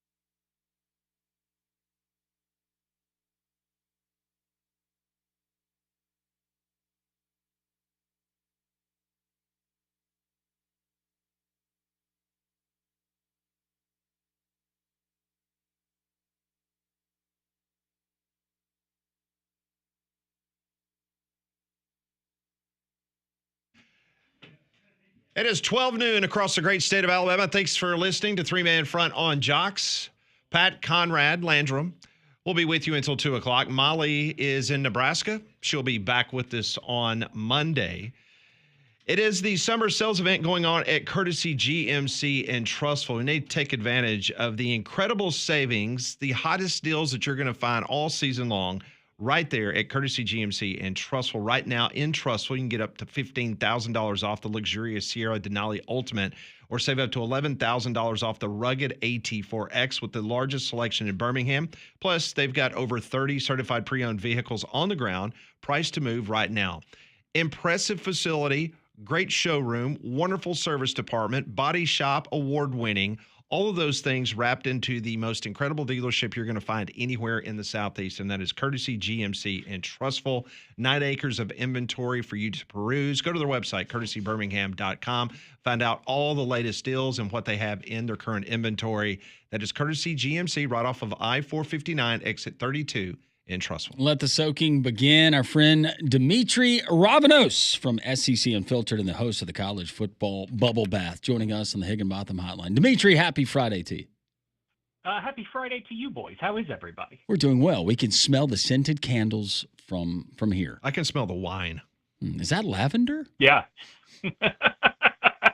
My wife a few years ago bought me a candle that supposedly smells like Tuscaloosa. That has not been my experience. I do not smell the beer-soaked carpets at Galette's when I light this candle. But it has been a staple in the background of the college football bubble bath. You know, it's very interesting that you say that because we have a Coach Nick Saban candle that is here at Jox, and we actually lit it when Coach Saban, it was given to someone as a gift prior to his announcement of his retirement, but we actually lit it and kind of had a vigil. Is this one of those candles that has him sort of like a Catholic or Greek Orthodox church stained glass window? That is correct. Motif? That is correct. Yeah, I have 4 of those, but they are with the Golden Girls. What? You have 4 of I'm those. a huge Golden Girls fan. Are you really? Oh boy. All right, I had to my meemaw when I would go and stay with her as a kid, had the TV, and that was her program. She loved Dynasty, she loved Dallas, and she loved the Golden Girls. And I watched the Golden Girls. Yeah, go back and watch it now, man. It holds up. Like, there are obviously references of the time that you're going to have to remind yourself what's going on, but it was a well-written, very funny show. All right, so I don't even know if I should bring this up. No, go ahead and ask a question. Blanche or yeah. Blanche. When you were impressionable as a what did you think? Yeah, man, I was all about it. Okay. Like, she got around. She knew what she was up to. Would you like to hear something that like really illustrates the difference between the 21st century and the 1980s? Yes.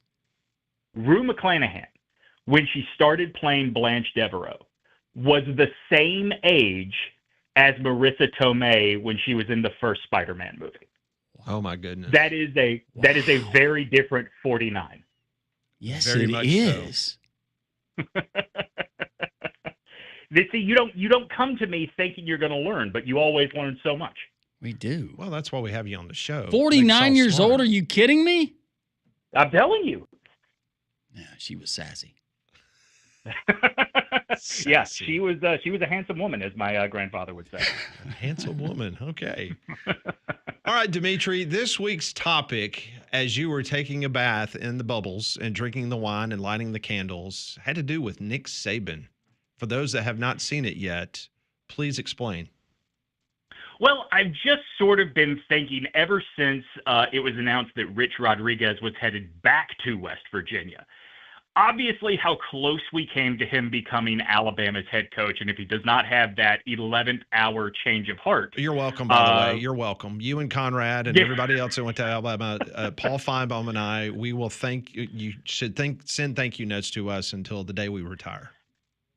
Listen, I have asked Paul before, like, do you take credit for that? And he said never publicly, but yes. Oh, privately, we absolutely take credit for it. Yeah, well, listen, thank you. I've become friends with both you and Paul, not knowing that, and now I'm going to write you both into my will. Hey, fantastic. I don't know what you'll get. A computer, I guess, a bubble bath. Maybe some candles. Yeah, sure. You've got 4 Golden Girls candles coming your way. But I did want to sort of think about, had that not happened, like, it's clear Nick Saban wanted to come back to college football. So what are the options for him coming back specifically to the SEC? Because, like, obviously if he stays one more year in Miami, then suddenly Michigan and Notre Dame are both on the board. But let's throw that out. And I looked at 3 different ways he ends up back in the SEC, even if it is not at Alabama. All right, number 1. Where does he go? Number one is he stays in Miami for the 2007 season, drafts Brady Quinn, immediately realizes Brady Quinn is not an NFL quarterback, and in 2008, the best SEC job, or I should say the SEC job willing to break off a big chunk of change for a star coach, is Arkansas. And so even though we don't get the Nick Saban history in Alabama, LSU still gets the very painful Nick Saban history of having to watch a rival succeed under Nick Saban's leadership. So that's number 1. Number 2 is the Dolphins don't draft Brady Quinn. Instead, they sign Matt Schaub before the Texans do. Remember, Schaub was a backup to Michael Vick in Atlanta at that point. He's obviously not going to get the starting job when Vick is gone. So Schaub goes to Miami, and even though Schaub was a better NFL quarterback than Brady Quinn, that Miami roster was not good. I predict that Saban gets 2 years and then is fired. And then we have an interesting scenario because after the 2008 season, the question I guess you have to think about is, are both of those coaches, Philip Fulmer and Tommy Tuberville, are they on the hot seat specifically because of Nick Saban being at Alabama? So I say Auburn is out. Auburn is not on the board because I think Tuberville is immediately related to Saban having Alabama on an upward trajectory. Tennessee, I don't know so much just because of the personal turmoil. So I say that's where Saban goes after the 2008 season, should he stay for 2 more years in the NFL. And then finally, this is my personal favorite. 2007, Rich Rod takes the Alabama job.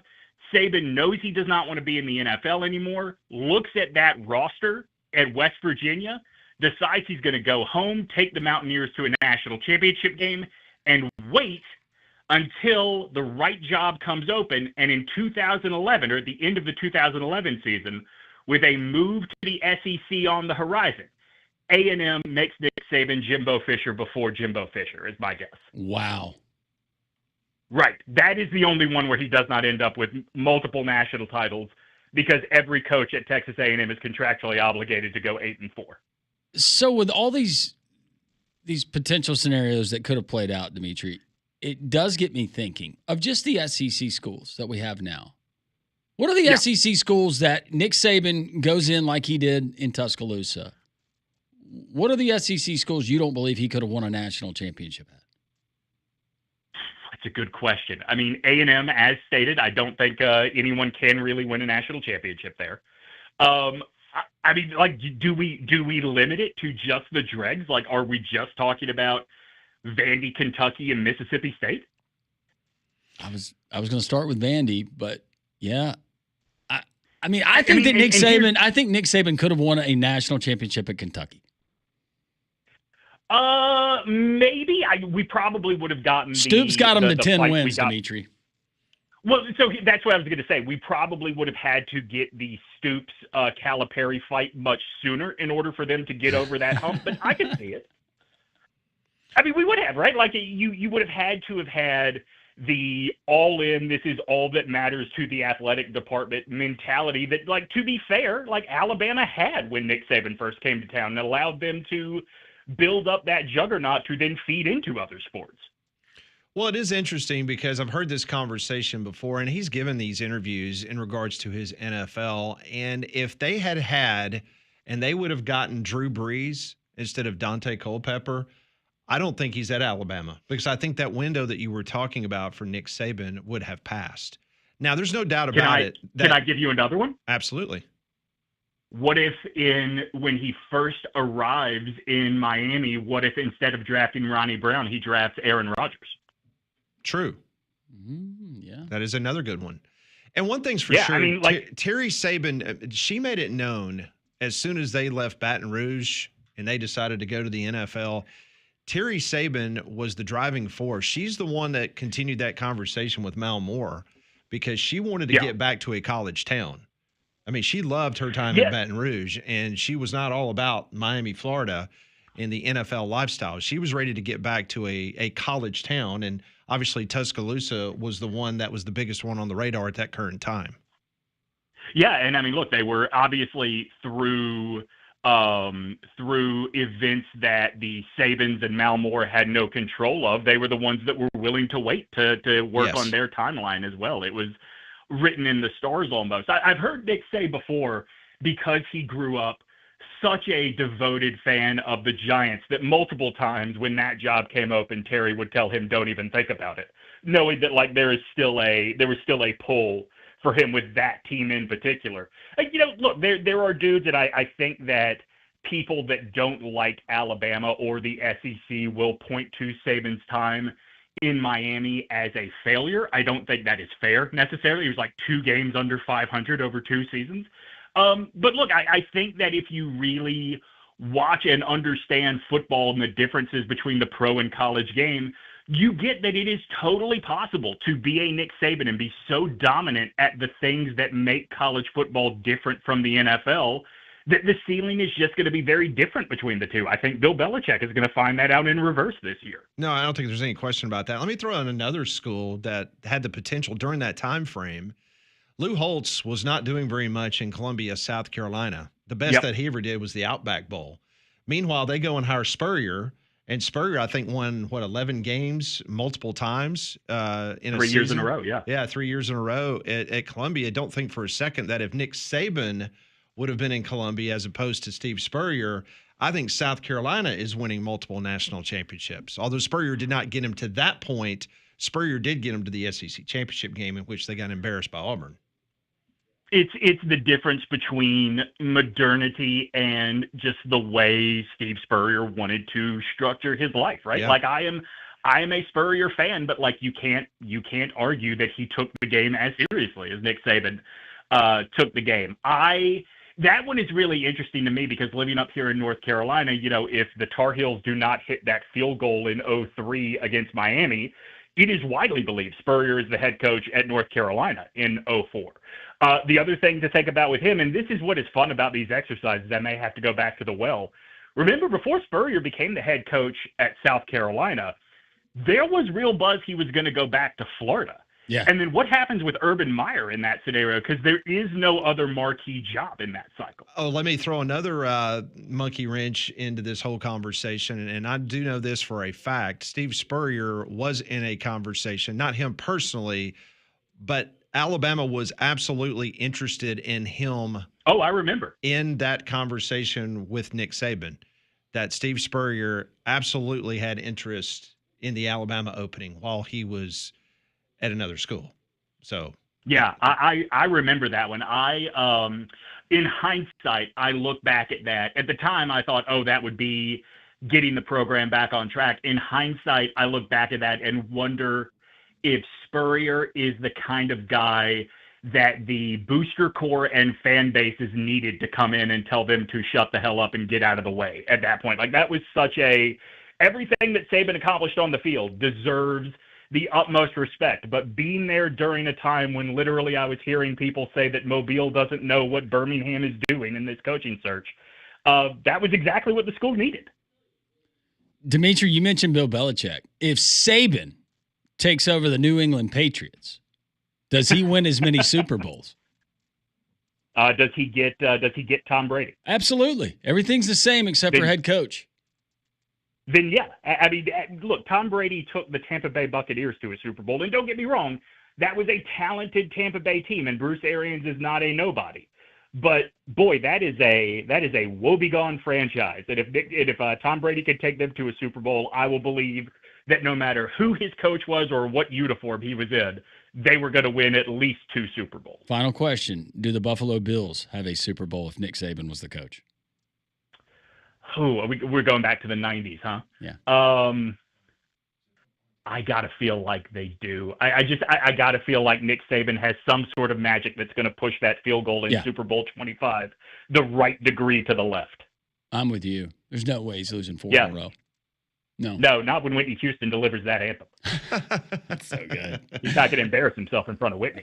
Dimitri, we love these visits. We're so glad that you're going to be joining us on Fridays throughout the summer and beyond. It's Dimitri Ravenos. You can find his work there at SEC Unfiltered, and also the host of the College Football Bubble Bath, where he is residing from right now.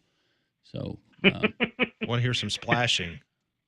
Yes. Listen, I'm going to be honest with you. I can't sit in the bubble bath for too long right now. It is far too hot. Go get you a bag of ice. Just put it in there. Cool it off. Maybe that's the evolution, right? We go from bubble bath to like ice tub. Like when you were a kid and the soup was too hot. You just put a little cube of ice in there. Yeah. You know, chill it down. Dimitri, thank you so much for the time. All right, boys, a pleasure. Thank you. Dimitri Ravenos on the Higginbotham Hotline. You deserve solutions that are built for you. Higginbotham is your one-source solution for insurance, financial, and HR services. Looking for a pontoon boat this summer? Poorhouse Branch Marine at Smith Lake is the only dealer on the lake to have an Avalon pontoons. Avalon pontoons are known for their luxury, comfort, and performance, and paired with the most fuel-efficient engine on the water from Honda Marine.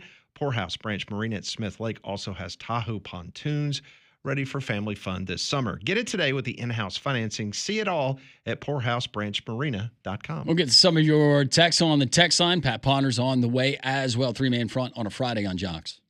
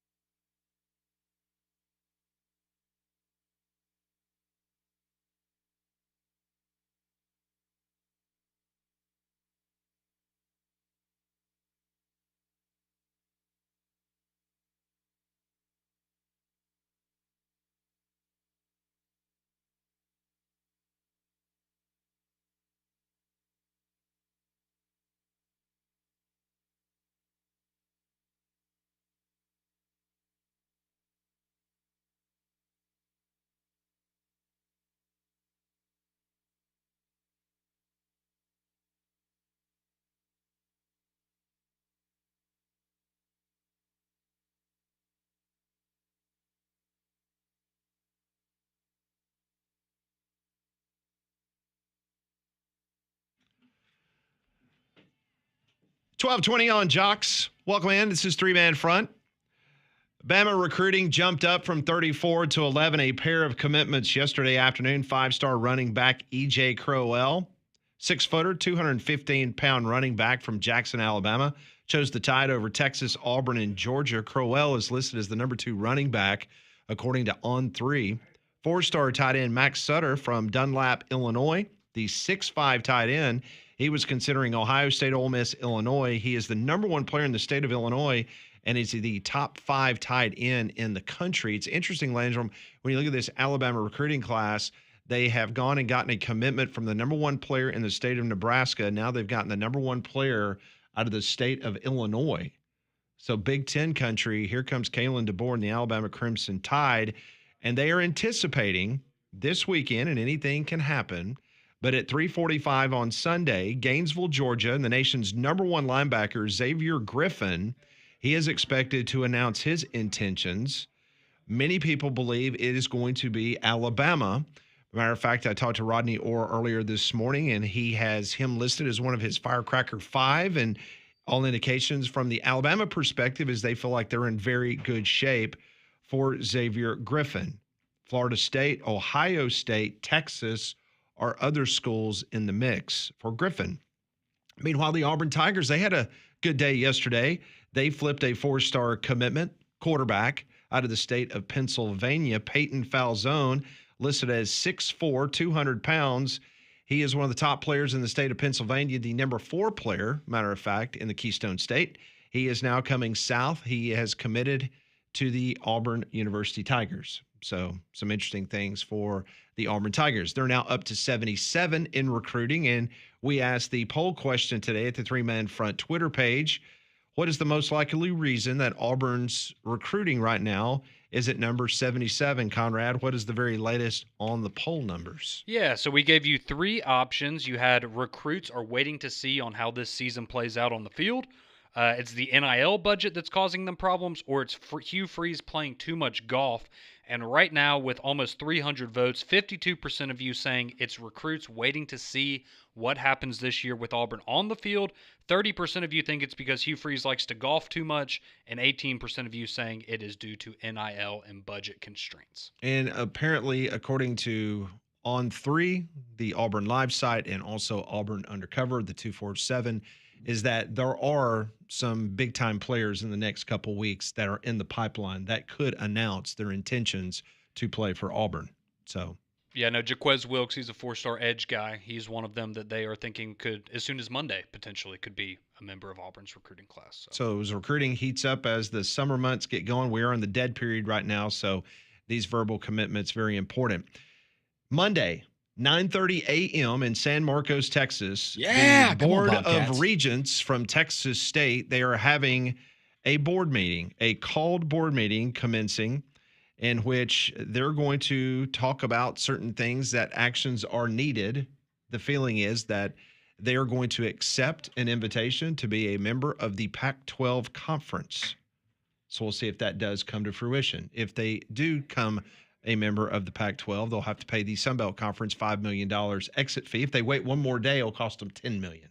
So that's why the board of directors of Texas State, they are meeting at 9:30 a.m. on Monday morning. Meanwhile, yesterday afternoon, and I love this. I love this. I love it. I love it. Sacramento State, you remember the statement that came out a couple of days ago after the D1 Council voted against giving them a waiver to be a FBS football member. Mm-hmm. So the Sacramento State president came out and said, we have done everything in our power to check all the boxes and to become an FBS member. Now, they're not in a conference yet, but obviously they believe that once they commit to the FBS, that then the invitation will come to one of the conferences. Or it could be one more opponent for Notre Dame. Could be. So if you remember, in this message posted on Wednesday by Sacramento State President Dr. Luke Wood, he vowed that not only will the Hornets play FBS football, they're going to do it in 2026.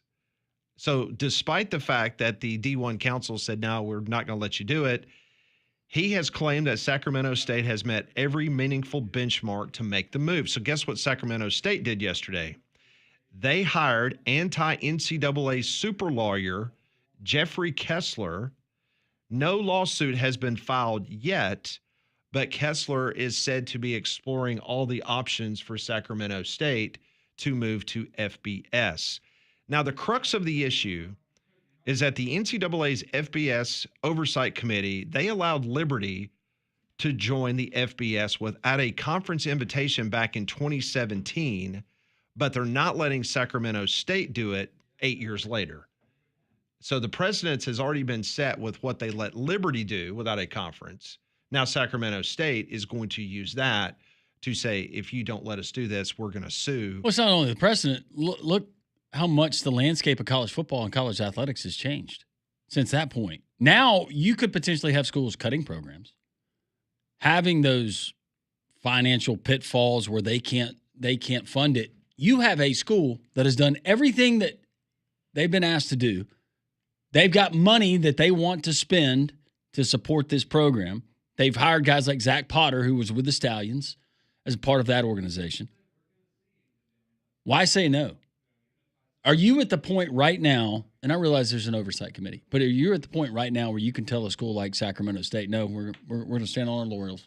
We're not going to let you in. As long as they got Why? the money. Let them do it. Why do you care? Yeah. I mean, let's be honest. There are some FBS teams that shouldn't even be playing FBS. But there's about 10 of them right now that I can name off the top of my head, and I don't want to piss off a fan base, but I can name 10 programs right now that should be shut down and not play FBS football. Agree 110%. Who are the programs we're not hearing about that are pushing against Sacramento State to get in? That's a good point. Did not go that angle thinking of that, but you are right. It's got to be politically motivated, and there's pressure coming from other schools, and I'm guessing in that state. Well, they didn't hire Tom Mars, but if you're not going to hire Tom Mars, you hire Jeffrey Kessler.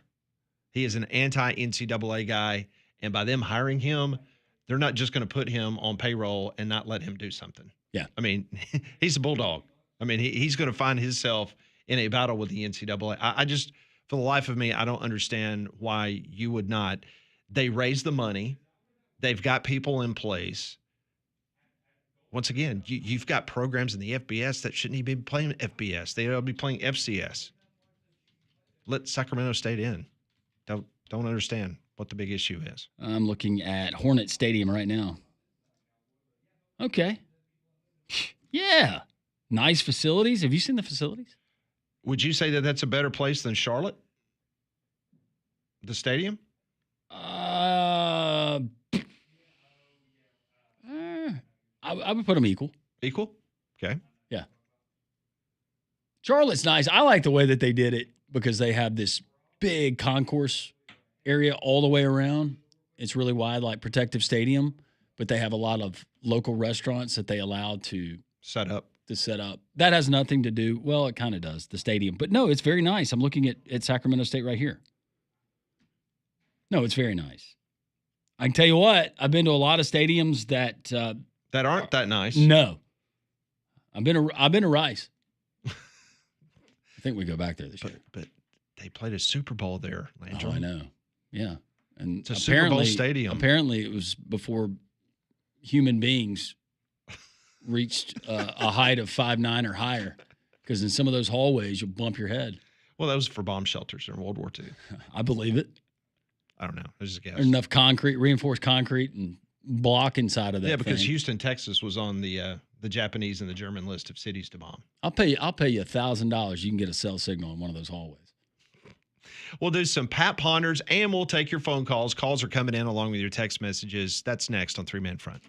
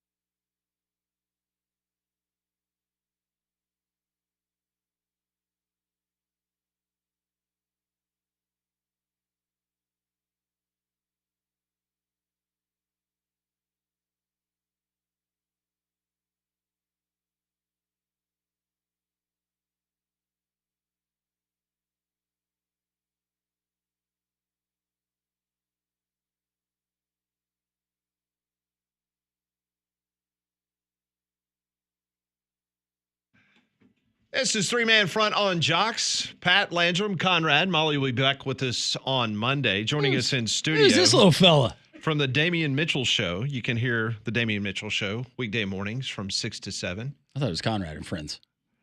No, it's back to the Damian Mitchell Show. Oh. Yeah, you didn't see the memo? Yeah, the Great. production work. Well, now my T-shirt's a collector's item.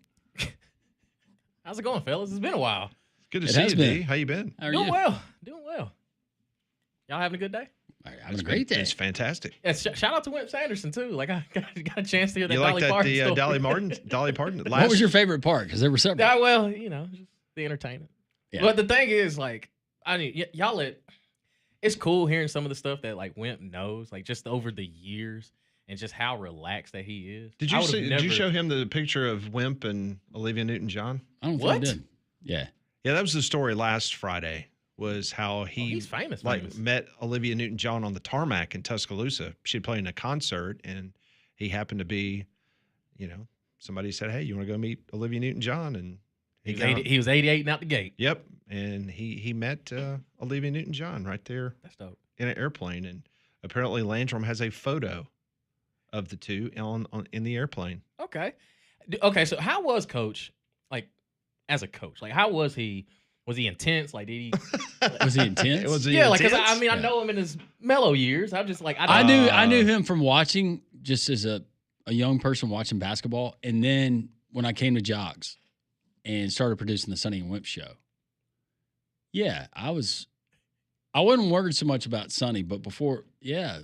You got to look. Oh, yeah. Ultimate intimidation. He got after it. He was great to work with. Really? Yeah. Yeah, he seems like he was but very intense. Yes. He expected perfection. Side. So Yep. I got you.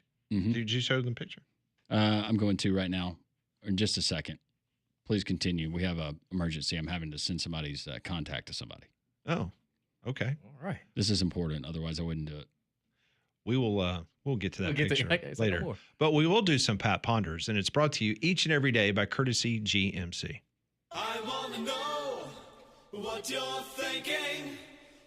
Tell me what's on your mind. It's time for Pat Ponders. Brought to you by Courtesy GMC in Trussville. Go by and see them this weekend. You won't miss any big game because they've got beautiful televisions right there inside their showroom. D, I know you've been to Courtesy GMC multiple times. You know it. A fantastic dealership there in Trussville, right off of exit 32, I-459. All right, question number one. I want each and every one of you to look into your crystal ball into the year 2035, 10 years from now.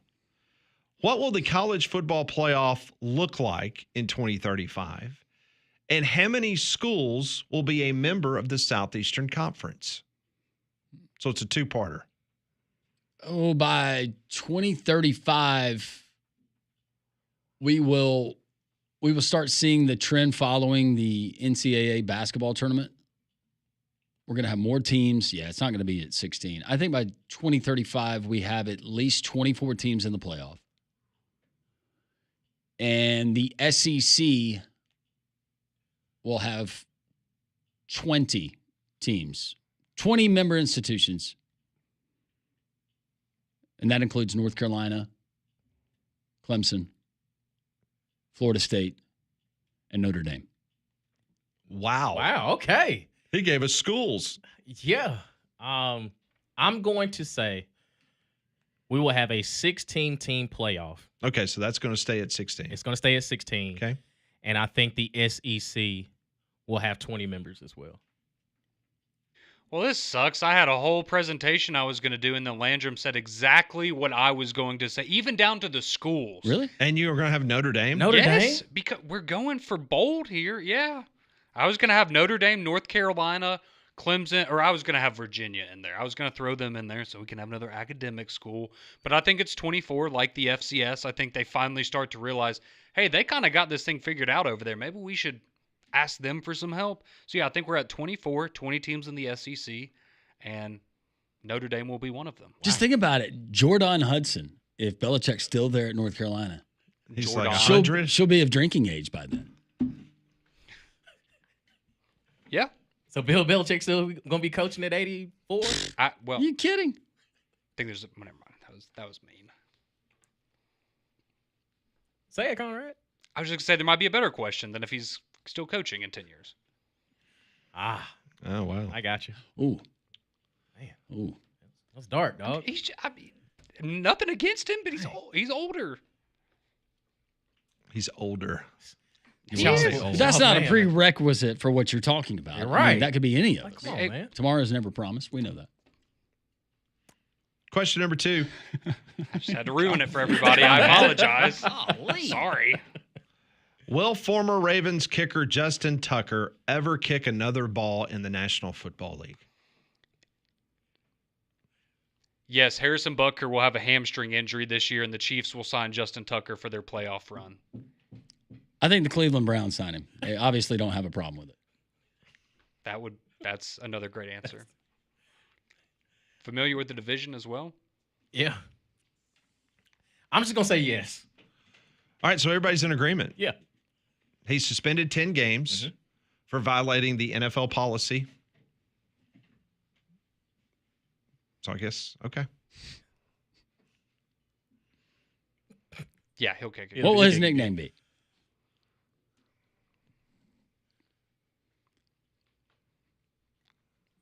There's an easy one, but that's not very creative. I was thinking sicker kicker. It's pretty good. Yeah. Mm-hmm. Yeah. Yeah, but there is another one. Yeah, we'll leave it at that. Yeah, I think that me and you were. Yeah.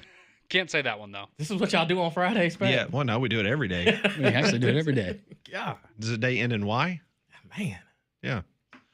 All right, question number 3. Let's stay with an NFL theme here. I'm going to give you 3 choices. Which of these 3 NFL teams would be the most shocking to you if they failed to make the playoffs? Eagles, Chiefs, Bills. Which one would shock you the most if they didn't even make the playoffs? I'll say the Eagles only because their division is the toughest. Like you could see a Dallas Cowboys team getting high. You can see Washington's on the rise. And who knows, Russell Wilson may get the Giants to Eli Manning status. So I would say the Eagles just because of their division. Oh, that one's tough. I think honestly, out of those 3, the one I'd be the least surprised by is probably the Chiefs. Just because they do play in a tough division, and it seems like maybe they're starting to, run into a few issues with their roster. I might go the Bills, though, but for the same reason Damian said, just because the AFC East is bad. Now, granted, the Patriots will be better. I love Tua to death. The Dolphins aren't ever going to win anything with him. And then the Jets are an embarrassment. So I would go with the Bills just because, they could win 10 games and host a playoff game because of their division. Yeah. I'll go Eagles. I'll still go Eagles. They got a lot of momentum. It's just hard to think with that roster. Now, Saquon Barkley, it was all wonderful candy and nuts last year, but did the injuries... See, but remember when the Eagles, they went to the Super Bowl and lost. Then the next year they had a down year, and people wanted Sirianni gone. Yep. And then they made it back last year and won the Super Bowl. So, maybe it's an every other year. Maybe they're the Giants from baseball. Every other year. Yeah. All right, next question. Have you ever worn a bathing suit because you were out of clean underwear? Like under, like my other trunks? clothes? Like wore them as underwear under another pair of shorts? Yeah. No, that's psycho behavior. No, let's go commando. Exactly. Let them breathe. I just wear the bathing suit as my shorts. Is that not what you would do in that situation? Of course you would. No, I'm going gym shorts. Just let it. Yeah. Yo, you're going commando in gym shorts? Yeah. Oh, man, that's... Yeah. Yeah. I respect the confidence. That's... Taking that Justin Tucker route. Yeah, I would just wear the bathing suit as shorts. Your Speedo? It's a banana hammock. Thank you very much. Dang. Pat, when did you do that? That's great because he had to have done it at some point to think of the question. Me and you give a lot of personal stuff on the show. I give some personal stuff on the show. Pat, but some of these questions. Oh Well, it's like BB's questions. They're great, but they're all because it's something that she's experienced in her life. I was at a baseball camp very young, and I thought I had packed some extra pair of underwear. And I did have swim trunks because, you'd go swimming in downtime and stuff like that. So I literally had no other clean underwear. And the underwear that I have, obviously, because being on a baseball field in the middle of summertime. You burn those. Yeah, pretty much. Yeah. So, one time I had to use the old bathing suit. All good. Was it like board shorts, or was it? It was probably back then because we didn't have really long bathing suits. It was so that would have served as like a boxer shorts. Yeah, absolutely. Yeah. Okay. Yeah.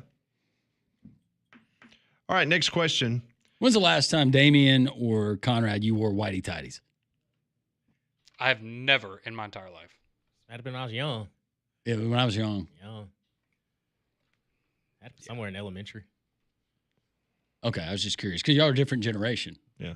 No, I go boxers. Yeah. Okay. All right, next question.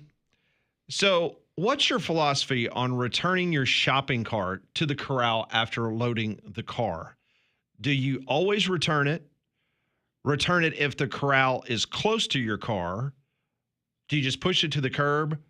Or do you leave it next to your car and leave? Always return it. Always return I was about to say, yeah. If you don't return the shopping cart, I'm sorry. I just assume you're a bad person. Yeah. Like, just a few extra steps, dog.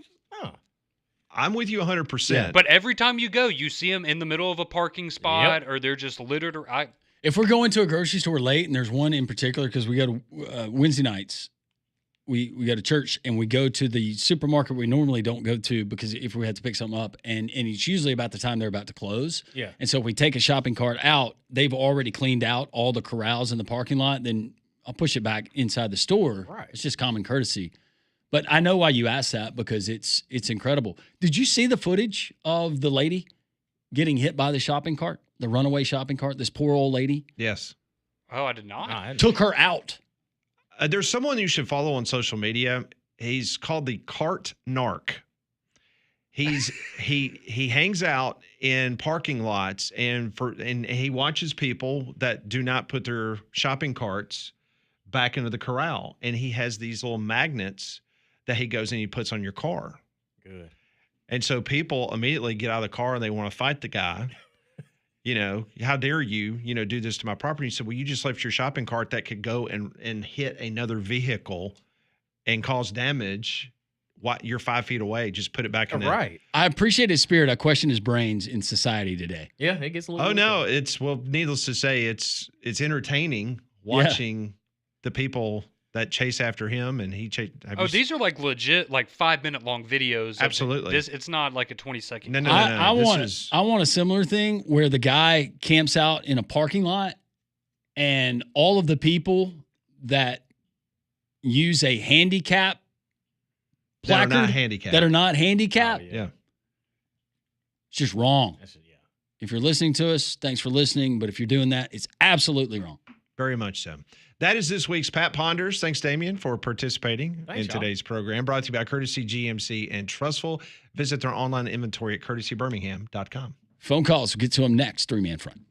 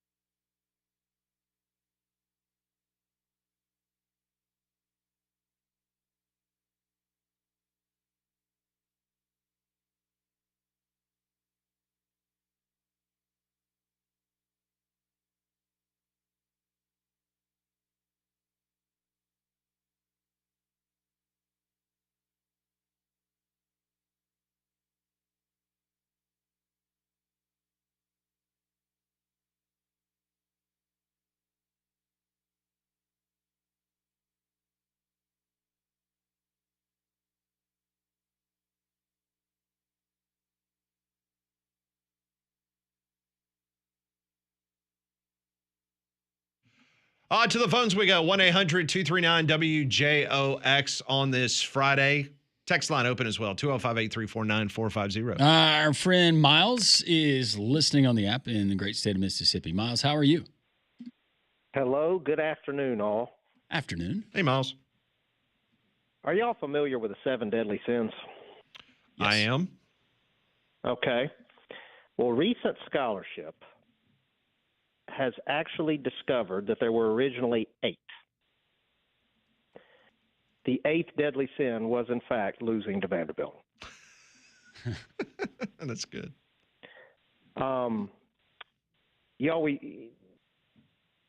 Yesterday we talked a little bit about officiating, so that got me thinking. If you could change any on-the-field rule in college football, and it could be as many as you want, what rules would you like to see changed? How would you like to see the game changed? It could be adopting something from the NFL or from XFL or whatever you think.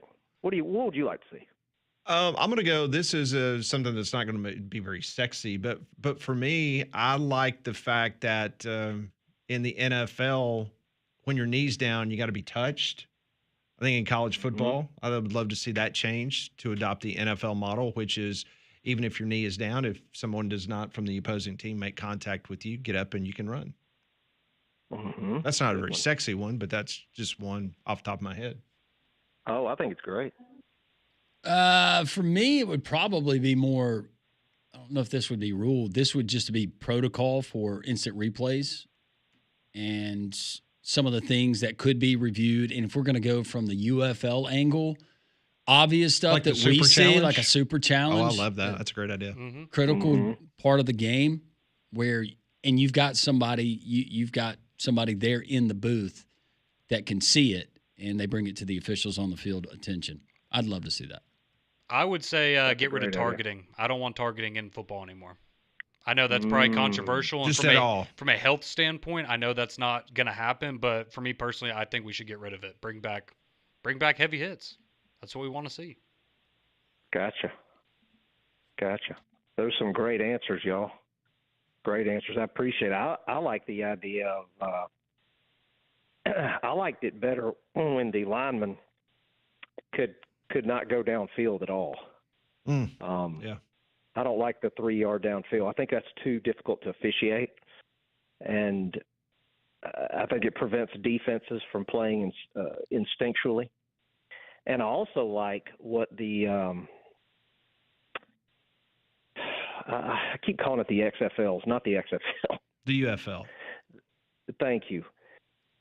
The rule, I don't know if they still have this rule where you had a choice of a 1, 2, or 3-point conversion. I thought that would be really cool in college football because it would keep games closer. If you're going to keep field goal kicking or extra point from a kicker in the game of college football, I would like to see them move it back to the NFL length. That it's not an automatic. Do you see what I'm saying? I would like to see, now player safety is involved here, but I'd like to see when you're lining up for that field goal, on the other side of the ball, the defense, you can use your teammates as leverage. Right. Yeah, you can't cross the line.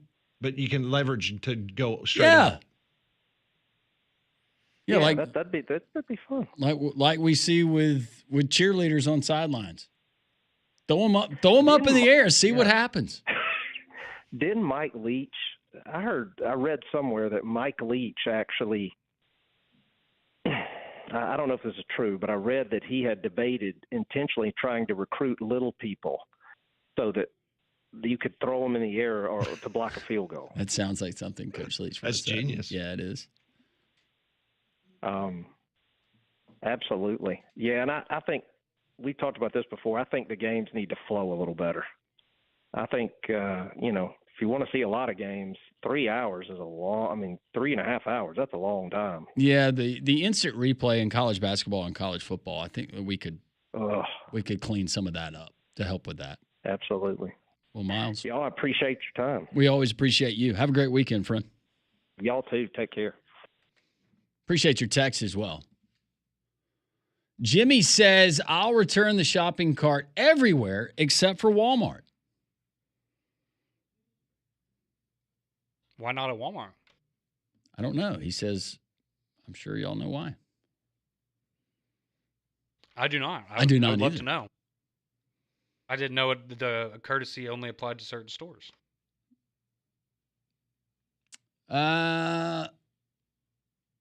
Zach in Huntsville said, I immediately thought carton art when you brought the question up. I was hoping that he would tell you all about them.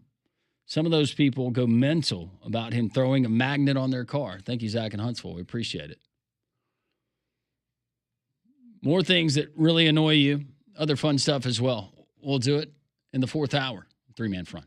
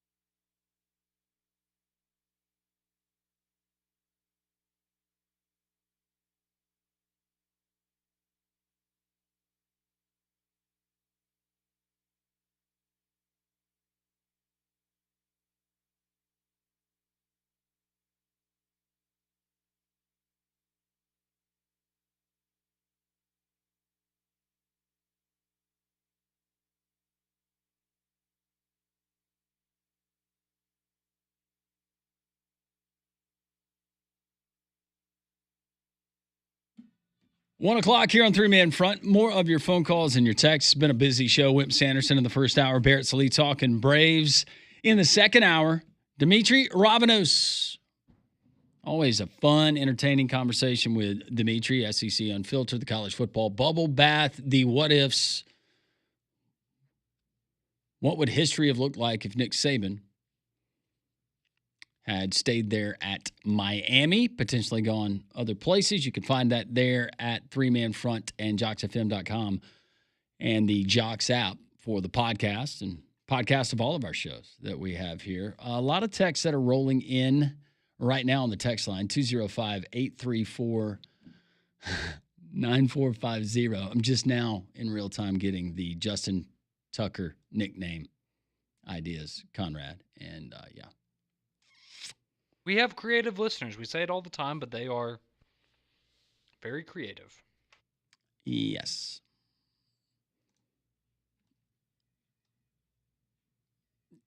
Going back to the LA Law theme song that we heard earlier, Jason says it makes him think, quote, get in front of the ball, Dorn. Don't give me this Olay BS from the movie Major League.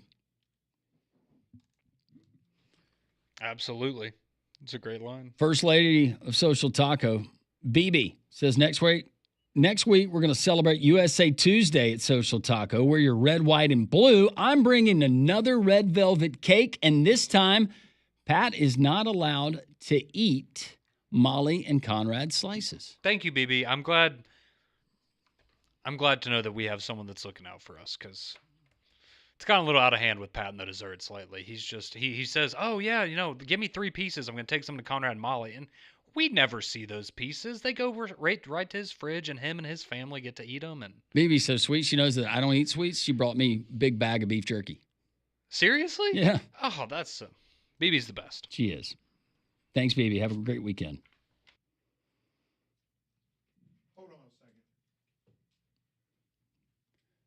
Pat Smith has now entered the studio.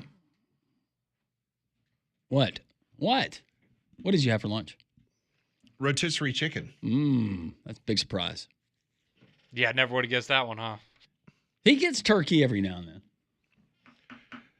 So the reason why you did not get your red velvet cake, would you like to tell the audience where you were MIA? But that's not my fault. I couldn't. Well, it was because... Was this when he had the car trouble? Yeah. Air quotes. Car trouble. Tea time. Yeah. That's right. Yeah. He couldn't make it less than 2 miles away from the restaurant, from the radio station. He had problems. My car wouldn't accelerate over 20 miles an hour. So I've got equipment. That's a problem. Landrum's taking equipment from the remote. I'm taking equipment from the remote. And by the way, I've got 2 pieces of red velvet cake for you and Molly. So I take it home and I refrigerate it. Okay, well, the next day, I'll admit it, I forgot it. I did not bring it to work. There it is. And then by that time, it's like, do you really want like 4 or 5 day old red velvet cake that's been in the refrigerator? After Pat's licked it as a joke. I just like that he's acting like it was such a burden to have to carry 2 pieces of cake out. Like, oh. It was when I have my backpack and then I have equipment that you could have, if you'd have been there, you could have alleviated some of the issues that we had. I have the back issue and the shoulder issue. But he just disappears. Yep. He's supposed to be there. It's just funny how his car broke down at the golf course. Yeah. Very it's a convenient place to pull over. It was just happened to have his clubs there in the trunk. I mean, while I'm waiting on the tow truck. Have you and Paige discussed you getting a new vehicle because you can't change tires? I am going to have to get a new car in the very near future. Jeepers. It's always my fault about your stupid cake. BB, please bring the cake so we can just get past this as a family. You'll be glad to know, though, Paige has very nicely offered to let me take her car to Atlanta so we don't have any problems on the way to Atlanta. Well, me and Landrum, we don't need your car in Atlanta. I'm talking about me. Oh, well. Thought you would want me to get there safely, but I guess Well, I do want you to get there safely, but in regards to me and Landrum getting to Atlanta, we've got that taken care of. You get to take me to the other Buc-ee's. That's right. I'll take you to the one in Leeds. Right there in Leeds. Yeah. It's a tradition. Me and Landrum go to SEC Media Days. We go to a Buc-ee's. And traditionally, I will not eat the meal before we leave. The good news is from SEC Football Media Days to my driveway is like me going to the Galleria from Trustful on a 5 o'clock afternoon. So, and I'd like to apologize for once again, the owners of that gas station. It was a very nice, one of those upscale, nicer gas stations. I envision where Molly used to sell liquor. It was very similar to that. Oh, yeah. Because it was very nice. It's very frou-frou. Yeah. Oh, this reminds me. I would like to publicly thank you for the upgrades that you sprung for us. I thought that was a joke, and then I found out it wasn't, so I appreciate that. Wish you hadn't said it on the air. But you're welcome. Well, it's still, there's a gray area there. We're not sure yet. Now, you will be getting out of the his and her robe, you will be getting the her. Oh, that's fine. I figured you wouldn't mind. Yeah, no, that's fine. What time do you have your spa set up, you and Conrad? In the hotel? We're going to go get the couples massage. By the way, have you guys ever gotten the full body massage? I've never gotten one. No, we were going to do the couples massage thing on the honeymoon. Those things are crazy expensive. So they are. We did not. It was like $500. Like, nope. I'm sure it's lovely, though. I just go sit in one of those chairs. I did when, back, I guess you could still do it, but at the Galleria, and they would have, I would go and sit in one of those chairs. Yeah, get a little massage for a few minutes. Way cheaper. Michael says on college football rules that we want change. How about the rule change to get rid of onside kicks in lieu of the 4th and 25? I like the 4th and 25. Mm-hmm. More interesting. Jimmy says Costco for life. Targeting isn't going anywhere. Conrad said he'd like to get rid of targeting. Have to litigate head contact. Yeah, it's definitely not going anywhere. Alan says, y'all feel that Wander Franco should be allowed back in baseball. He received a 2-year suspended sentence for his very, very inappropriate relationship with a 14-year-old. And her mother was sentenced to 10 years. Are they asking if we think that he should? Yeah, and we said no. Well, you said maybe the Mexican League. Yeah, I don't see him playing in Japan. I don't see him playing for Major League Baseball. Thank you, Alan. Lewis said, if a cart is left alone, it's because a mom with multiple children is fearful of a paneled van being too close. Otherwise, there's no excuse. Oh, the shopping cart thing? Yeah. Okay. Yeah, I'll give you that. Conrad had Spider-Man underoos guaranteed. I don't know about Conrad. I had Superman as a kid. Batman. And I had Scooby-Doo. I had Scooby-Doo as well. That's how I got potty trained. Scooby-Doo underoos? Well, I was really partial to them. But if you didn't make it, then you couldn't wear those until mom decided to wash them. Just wear them inside out. You want to wear the baby diaper? No. Wear them inside out. What's wrong with you? Oh, we'll get to more of your texts as we progress. 205-834-9450. Is that old tree leaning too close to your house? Don't wait for the next storm to make that decision for you. Call Golston Tree Service today, 205-337-4443. Your trusted local experts in fast, affordable, and professional tree removal, trimming, and cleanup. Licensed, insured, and ready to handle any job, big or small. Call Golston Tree Service today, 205-337-4443. Golston also offers 24-hour emergency tree service. When it comes to your trees, don't risk it. Call Golston Tree Service, 205-337-4443. Phone lines open. Cowboy, howdy. Golly, I've been hanging on 45 minutes listening to you guys bloviate. Gosh almighty. That's what we do. I just really want to talk to you guys about it. Are y'all taking your sweetie to the F1 movie tonight? Or we talk about movies now? The F1 movie with Brad Pitt, the University of Missouri. He didn't graduate from Missouri, but he did go to Missouri. So he was an SEC guy, Brad Pitt. It does look, I've heard a lot of really good things about it. In regards to it being kind of like, back in the old days, they said that Days of Thunder like really captured NASCAR. They say this movie with F1 really captures It's what got F1 is all 85 about. on Rotten Tomatoes. That's pretty good. Wow. Okay. Are you going tonight, Cowboy? You going to see it? I can go within the week or so. Yeah, I'm a big F1 fan. Got to race this weekend at the Bull, the Austrian track. It's the home of the Red Bull. Is the movie going to be in 3D and the seats they vibrate? I'm Like in if they do 4D that. type stuff? Yeah. Oh yeah, there's a 3D theater not far from where I live. It's pretty good. Yeah, check it out. Yeah, definitely. Would y'all give Brad's new woman a 10, or what would y'all rate her? Since we're just kind of bloviating today. Who's he with now? I don't even know who's dating. Conrad knows.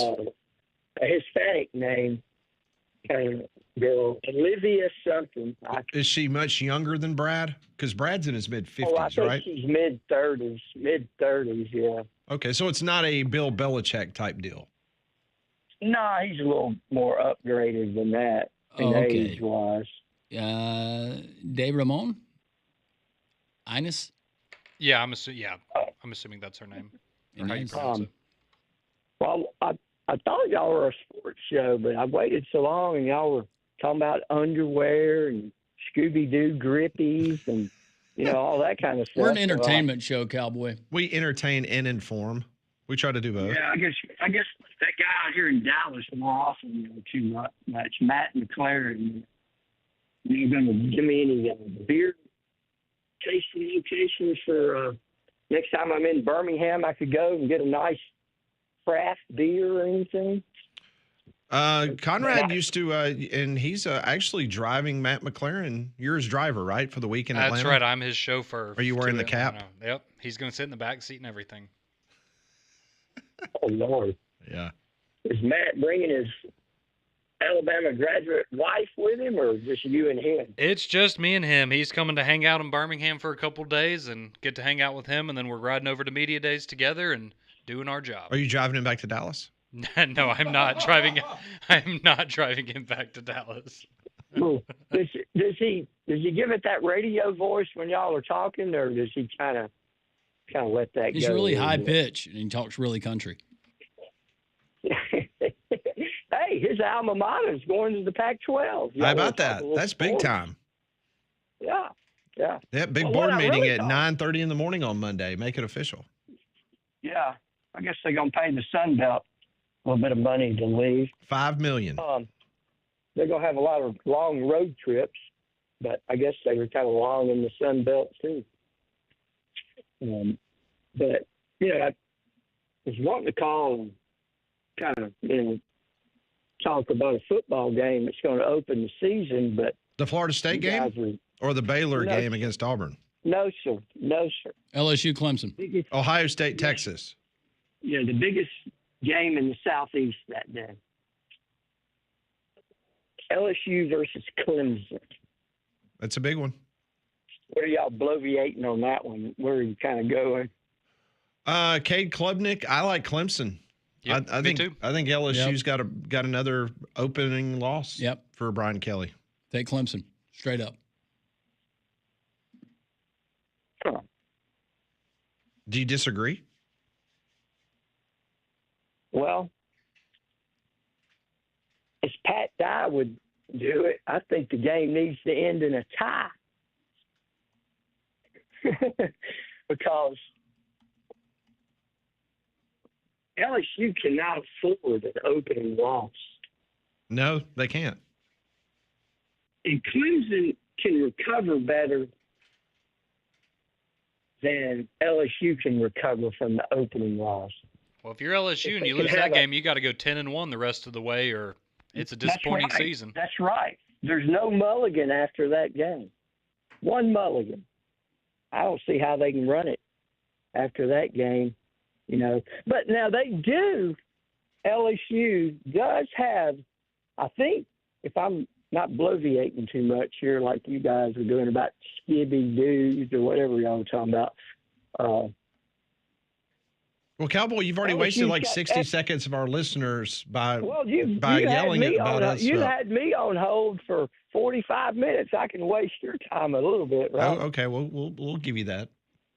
All so right. noted. Go ahead. So I think LSU's got the most experienced quarterback coming back in the SEC, right? No question. Okay. That football game, I wouldn't want to bet it. I tell you what, that's one you stay away from. But something keeps telling me, if Dabo runs down the hill full sprint, Clemson's going to win. What do you think, Conrad? Yeah, Conrad, what do you think? Yeah, wait, something about Clemson and Dabo being good? Dabo running full speed down the hill. Oh, yeah, he's going to be sprinting down the hill. Full sprint, Clemson's going to win. If he falls during the sprint, does that mean LSU wins? It's foreshadowing, yeah. That'd be bad. Yeah. No, he books it down that hill, though. Oh, I know. He didn't play around. No, Have it's y'all impressive. ever been to a game up there? That's the one I want to go to. I love it. Yeah, I went. They I've been used to to a have game a there. policy, It's awesome. Cowboy, where you could leave the stadium at halftime and go tailgate and come back in. I don't know if they still let you do that. They probably do. Man, that would be awesome. Yep. Well, I'm gonna get off. I got a name for Justin Tucker. Call him Fingers.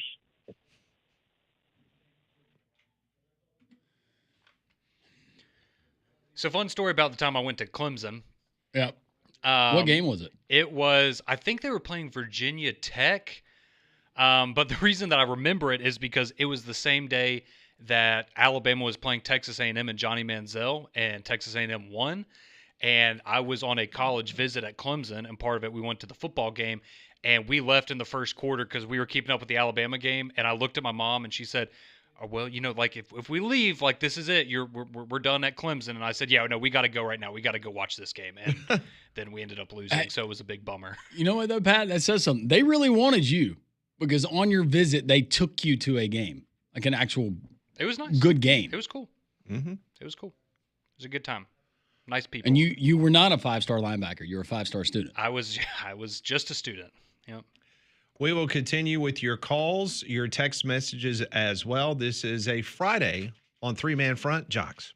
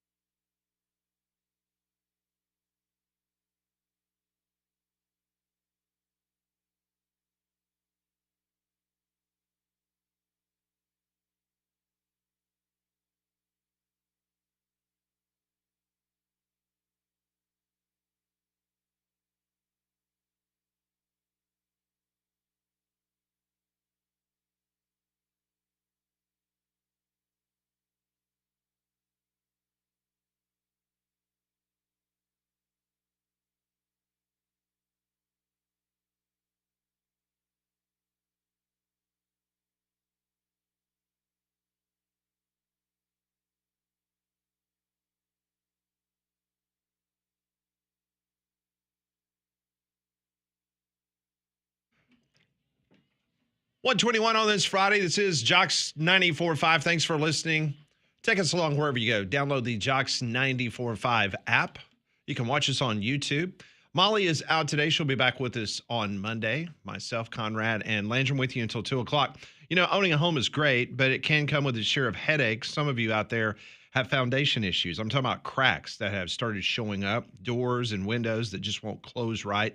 That's why you need to call Alabama Professional Services, 205-951-9717. APS then will send a team out. They really know their stuff. They'll inspect everything, explain the problem clearly. They're going to offer solutions that are tailored for your home. No pressure, just honest advice. Go to alabamaprofessional.com or call them today at 205-951-9717. All right, Conrad, EA Sports college football video game. That is, when is it officially out this summer? When can you purchase it? July 20-something. It's like right around media days. Okay, so a couple more weeks, and you can go purchase the newest edition. And you're already starting to hear some of the facets of this year's game. Remember earlier in the week, Molly was telling us in regards to the toughest places to play this year, according to EA College Sports, if you play the game. Well, they've just come out with the top 25 offenses in EA Sports and the top 25 defenses. Would you like to take a guess at who is the number one offense according to EA College Sports for the video game? The number one offense. It's not Alabama or Auburn, by the way. Is it an SEC school? It is an SEC school. LSU. I was Texas. Yeah. Texas is number one, followed by Penn State. Come on. Ohio State is 3. Okay, yeah. Arizona State is 4. Wow. Clemson 5. LSU 6. This is according to EA Sports in their video game this year. Alabama is number 7 offensively. Okay. Notre Dame is 8. Florida is 9. The Hurricanes are 10. I'm sitting here looking down the list to make sure that there is no Auburn, and there's not. Nebraska is 24th in total offense. Defensively speaking, who do you think number 1 is, Landrum? EA College Sports, their video game. Georgia. Georgia. Yeah, that's who I'd go with. Or Texas. Texas. Texas is number 2. Oh, okay. Georgia is number 4. There is another Southeastern Conference school that they have listed as the best defense in college football. Don't do this to me, Pat. Is Alabama number 1? Alabama is number 1. Woo! So according to EA College Sports, Bama has the 7th best offense for this upcoming football season and the number 1 defense. So Bama's 1, Longhorns 2, Penn State 3, Georgia 4, Ohio State, followed by Michigan, Oregon, LSU, Texas Tech at number 9, and Clemson at 10. That's wild that LSU and Texas Tech are both in the top 10. Auburn did not make the top 25 in this list. I'm going to do, for comparison's sake, last year's EA Sports. This is their top 10 offenses. They had Georgia at 1, Oregon at 2, Alabama at 3, Texas 4, Ohio State 5, LSU, Miami, Colorado, Missouri, Clemson were their top 10. A lot of pressure on your team, Conrad. Pressure makes diamonds, Pat. So the overall, and pipes burst. Or leads to someone getting fired. So with that being said, would you like to take a guess at the overall number 1 team according to the video game? So when you when you plug the game in and you get ready to play the top 25 teams ranked by EA Sports, you say it's Texas, right? Yeah, because they had the number 1 offense and number 2 defense. It's got to be Texas. It's got to be Illinois. No, it's Texas. Illinois is number 25. Okay. Oh, wow. They just made the cut. Good job, Bert. Yep. So is it Texas? It is the University of Alabama.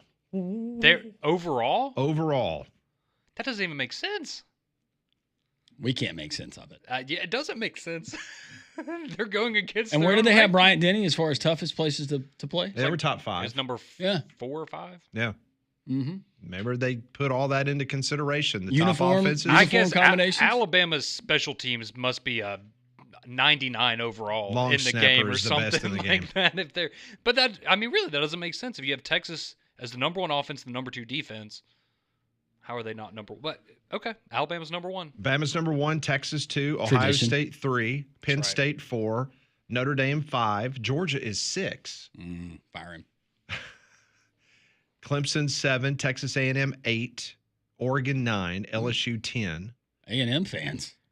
Yeah, they weren't in the top 10 either, and now they're in the top 10 overall. That Raise a doesn't- glass of milk to that. Again, doesn't make sense, but okay. 11 Miami, 12 Florida, 13 Texas Tech, Arizona State 14, Michigan 15, Ole Miss 16, Oklahoma 17, Indiana 18, SMU 19, Tennessee 20, Mizzou 21, Auburn is 22. Okay.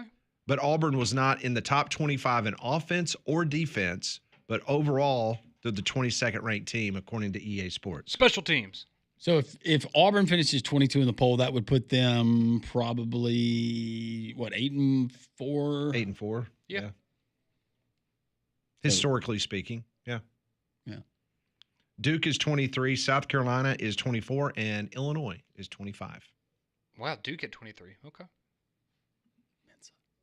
Yeah, they're paying a lot for him. Man, Alabama's number 1. Now I'm Number gonna have to, one. Now I'm gonna have to buy the game. You aren't going to buy it?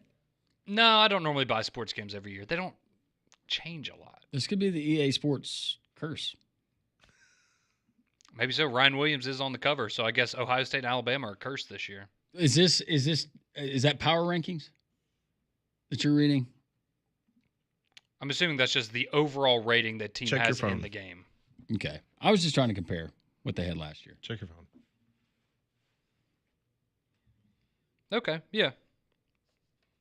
I would assume that's based on the overall rating that the team has in the game. So yeah, Alabama at number 1. Okay. Interesting.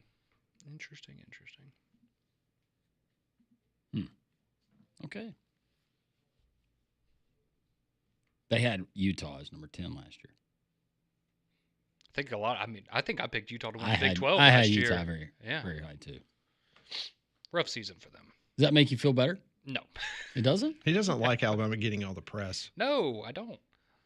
I liked where we were a couple of maybe like a month ago, because at the end of the season, everyone was really low on Alabama. Oh, they're going to be the 17th best team next year, whatever. And we all knew that was an overreaction. But now that we're getting into it and people are like, well, actually, I think Alabama might be one of the 3 or 4 best teams in the country. No, like just let us be 8.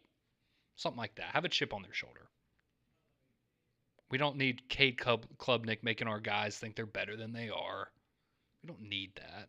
We need more Castellanos. Every game. Every game.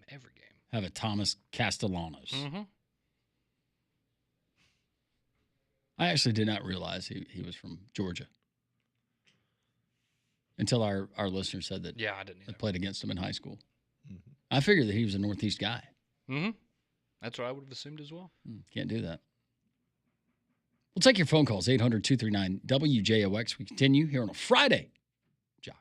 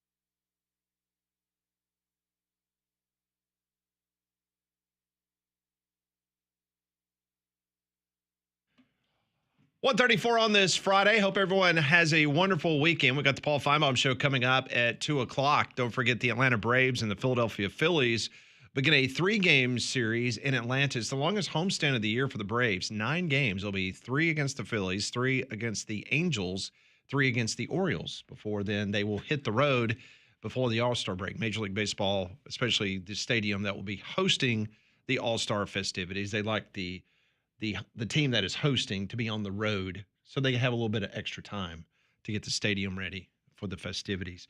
CBS Sports has released a brand new projection for the 2025 college football playoff and all the bowl games. How would you like to sit down and try to come up with that at the end of June? Yeah, I don't know what's harder, that or the bracketology we got the other day. It's amazing. All right, so the college football playoff first round game, the 5 seed versus the 12 seed. They've got Notre Dame versus Navy. How about That'd be a heck that? of a game, okay. Notre Dame and Navy. Do we get that one regular season? I don't know this year. Okay, that's a 5-12. 7-10 matchup is Oregon versus Georgia. Georgia's the 10? Mm-hmm. The 8-9 matchup is LSU versus Miami. Okay. That'd be good. Okay. 6-11 matchup is the University of Alabama taking on Iowa State. No, child's play. Come on. College football playoff quarterfinal, which is in the... Is that why Jet Tamala decommitted? That's absolutely right, Langem. Great pull. Quarterfinal, which there's a bye here. Mm-hmm. Cotton Bowl will be Clemson. Quarterfinal in the Sugar Bowl will be Texas. Quarterfinal in the Rose Bowl will be Ohio State. And the quarterfinal in the Orange Bowl will be Penn State. Okay. That's all. They don't give you the winner. They just say that's the playoff who field. they would host, and they would play the winners of Correct. the first round. Yeah. So bowl games. We always like to look to see where they have the Auburn Tigers. They currently have the Auburn Tigers playing the Memphis Tigers in the Gasparilla Bowl. Okay. Okay. In Tampa. Mm-hmm. We've seen that matchup before in Birmingham. Yep.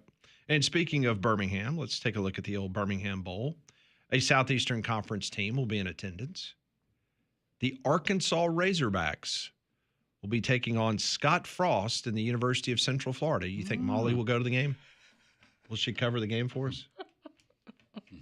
Go say hello to her former coach? She might not be allowed within 100 yards of the stadium. Well, that might be true. Well, Ty Richardson will be here. We'll all go and visit. We can play golf in January. Mm-hmm. Taking a look at other SEC teams, according to CBS Sports, Kansas and Missouri in the Liberty Bowl. Okay. Let's see what else we got going here. Jacksonville State's playing Marshall in the New Orleans Bowl. All right. Not bad. Good for the Gamecocks. Not bad. Marshall might be a stretch. Baylor and Texas A&M in the Texas Bowl. Well, fitting. Music City Bowl. Oh, I wish this would happen. Nebraska? Oh, I wish this would happen. Nebraska? Please tell me it's South Carolina, Illinois rematch. No, it is Illinois. Oh. And Ole Miss? And Ole Miss. Yeah, there we go. Yeah. That's a good one. That would be great. Yep. Duke's Mayo Bowl has Florida State against Tennessee. Okay. I don't know what to make of either one of them. Well, see, that's what I'm saying. Like, are they more optimistic about Florida State, or are they more down on Tennessee? And that's going to be like a 7-5 versus 7-5 game. ReliaQuest Bowl, Indiana versus South Carolina. Okay, that'd be a good bowl game. Gator Bowl, Louisville versus Oklahoma. Yeah, sure. I'll watch. Citrus Bowl, Michigan versus Florida. Oh yeah, that's a great bowl game. So those are all the bowl games of local and SEC involvement. Out of curiosity, did they have Nebraska in there going to a bowl game? Yes. For a second there, I was like, ooh. No, they did. I saw it earlier. And where'd it go? Because they were in the Pinstripe Bowl this year. Correct. Camellia Bowl. No. Pop-Tarts Bowl. Las Vegas Bowl against Arizona State.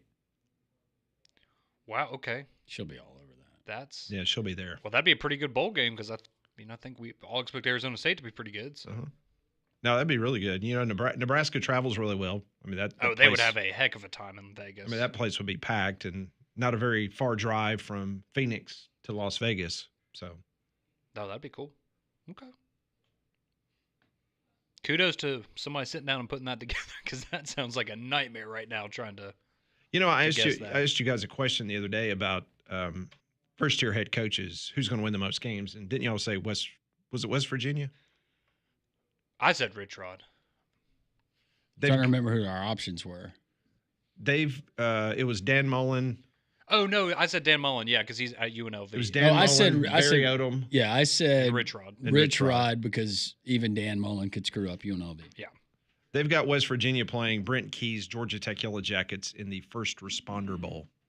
Okay. That'd be another good game. Yeah. It's kind of the point, though, now. If you're not in the college football playoff, just go somewhere cool. Oh, yeah. You want to go somewhere treat it like a vacation. Mm-hmm. Besides Alabama and Michigan, how many other outcomes of bowl games do you remember and who played in them last year?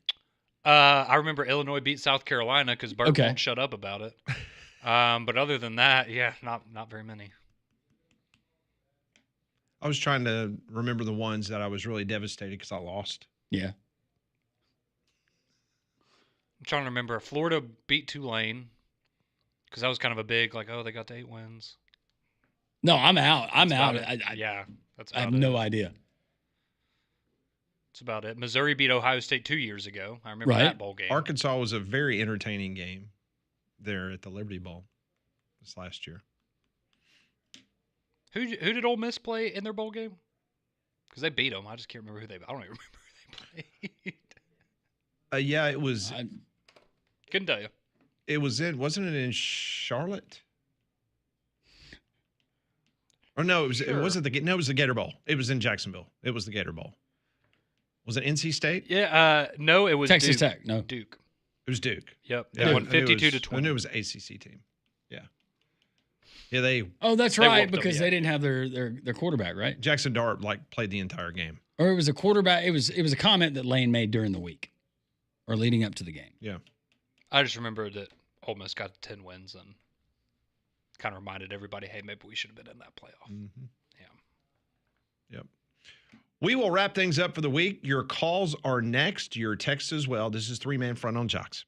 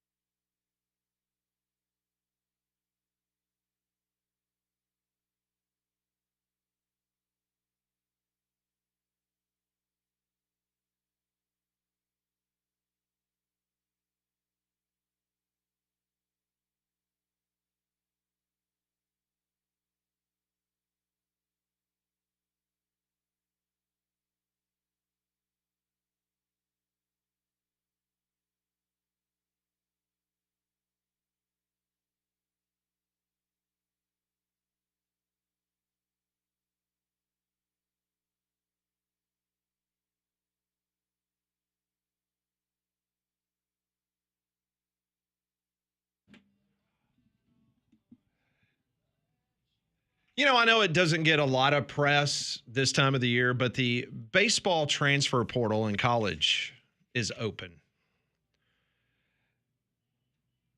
Would you like to take a guess what school in America has the most transfers currently in the transfer portal of their players from this previous season? They've got 24. Virginia. 24.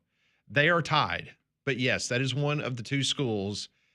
Well, actually, three schools. Virginia and Duke and one other school has 24 current baseball players on their roster in the transfer portal. Missouri. Mississippi State. That would be an excellent guess, but no. Mississippi State. Tennessee. Okay. 24 Tennessee Volunteers are in the transfer portal. Mississippi State has 16. They're tired of the antics, Landrum. They can't deal with Vitello anymore. He's too fiery. Hey, he might have said we don't win a title. Get out.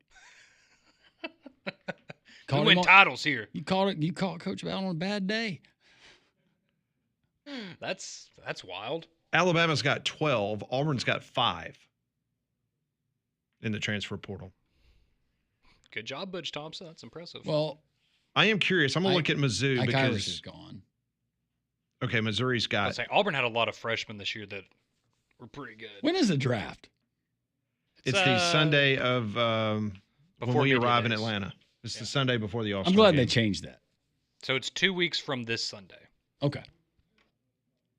Ike Irish will be a first-round pick, right? That is the belief, yes. Mizzou's got 17 in the portal. But Auburn's only got 5.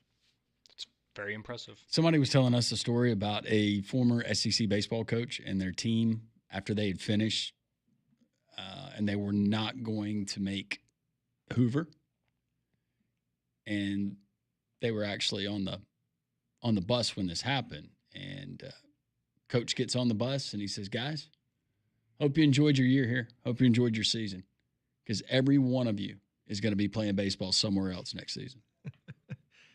That sounds like some basketball coaches I know from this previous year. Well, if I said the name, people would find it very, very interesting who that coach was.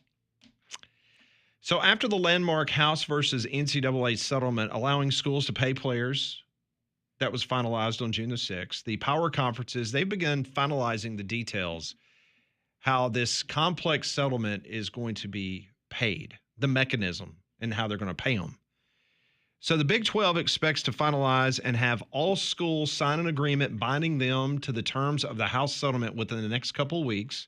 That's what Commissioner Brett Yormark told Front Office Sports yesterday. They also announced that to facilitate payments to athletes, the Big 12 signed a partnership with PayPal, which owns Venmo, to be the mechanism in which schools will send the payments to the student athletes.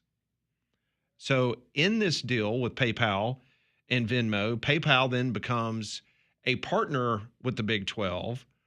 They're going to pay the Big 12 over a 5-year period $100 million, which then equates to $1 million per school. So Brett Yormark thinking outside the box. Yeah. So PayPal, Venmo will be the apparatus that they use to pay the players across all sports. And on top of that, the Big 12 gets a sponsorship from PayPal. What did we see last year with it was a software company that somebody got. Was that the Big 12? I thought. Or was it the ACC? It was one of those. Yeah.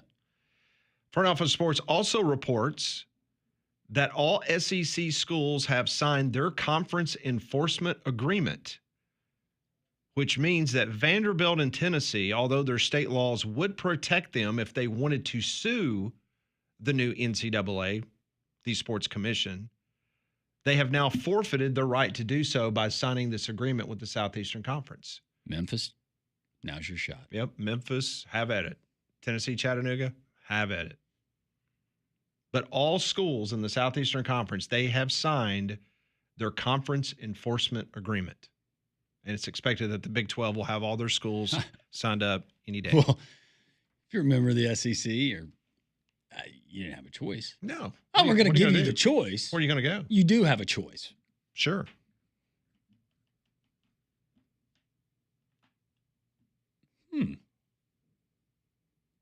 I wonder who was the last to sign. I imagine Are it we might have been sure we have to do this? Tennessee or Vanderbilt, maybe, since their state government went ahead and passed the law so that nobody can come in and penalize you. But No, I could see it sitting on the desk of whoever is handling that at Vanderbilt. And it's like, oh, yeah, I forgot we'll about get to this. that. Yeah, when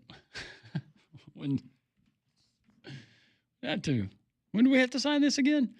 800-239-WJOX. Let's go to Blazer in Hueytown. Hey, Blazer. Hey, guys. How are you? Doing well. How are you? Doing great. Do you know what team that is leaving for the Pac-12? yes, Texas State. Texas State. Oh, okay.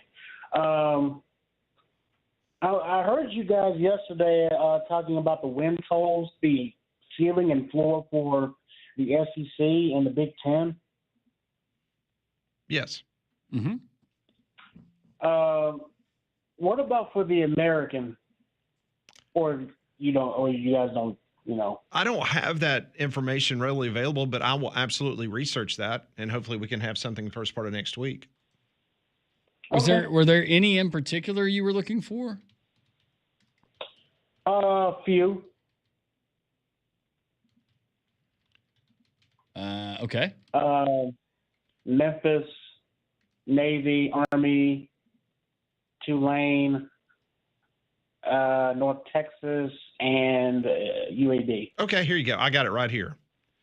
If you're just looking for, I'm giving you the Vegas perspective here. The ones that we were discussing, that was CBSSports.com.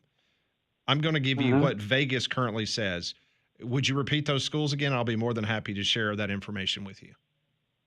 Memphis. Okay, Memphis. According to Las Vegas, their win total is 8.5 games. Army. Army is 7.5. Navy. Navy is currently 8.5.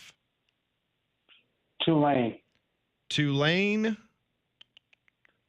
8.5. North Texas. 6.5. UAB. 4.5. Okay. Does that help? Yeah. Thanks, guys. Thank you. Thank you. Appreciate it very much. And by comparison's sake, you got FAU on that schedule. That's theirs is equal to their over/under win projection is at 4.5. I'm trying to see who else. Tulsa, 2.5. Blazers take on that team. Rice is at 3.5. They got a new coach, which doesn't break my heart. Yeah. And the other one just kind of came off as a jerk at times. Interesting. Ones you didn't mention, did you mention UTSA 7.5, or No. did he ask for it? No, he did mentioning not. It. And then East Carolina 6.5. Okay. Charlotte 2.5. So UAB, according to Las Vegas, them and Florida Atlantic at 4.5 wins. The only teams behind them in the American Athletic Conference, as far as win totals go, would be Rice, Temple, Charlotte, and Tulsa. And those teams would range from 2.5 wins to 3.5 wins. So I'm excited. I get to go to the state of Connecticut this year. Connecticut. Mm-hmm. Have you ever been? Nope. Pat's been a lot of times. Yep. You'll be flying into the Springfield, Massachusetts, Hartford International Airport. I'm seeing UConn. Their projected win total is the over and under is 7.5. Mora's got it going on. I was about to say, they are not far removed from being the worst program in college football, so that's impressive. There's hope for everybody. How's Kennesaw State going to be this year? I'm going to guess bad. What about UMass? I'm going to guess bad. That's going to do it for us. We appreciate all of you. Let's stay. Do more. Okay. Pat, Conrad, 4 more hours of those guys. You want me to text him and see if he can wants to take the afternoon off? I appreciate all of you. Appreciate Wim Sanderson, Beardsley, Dimitri Rabinos.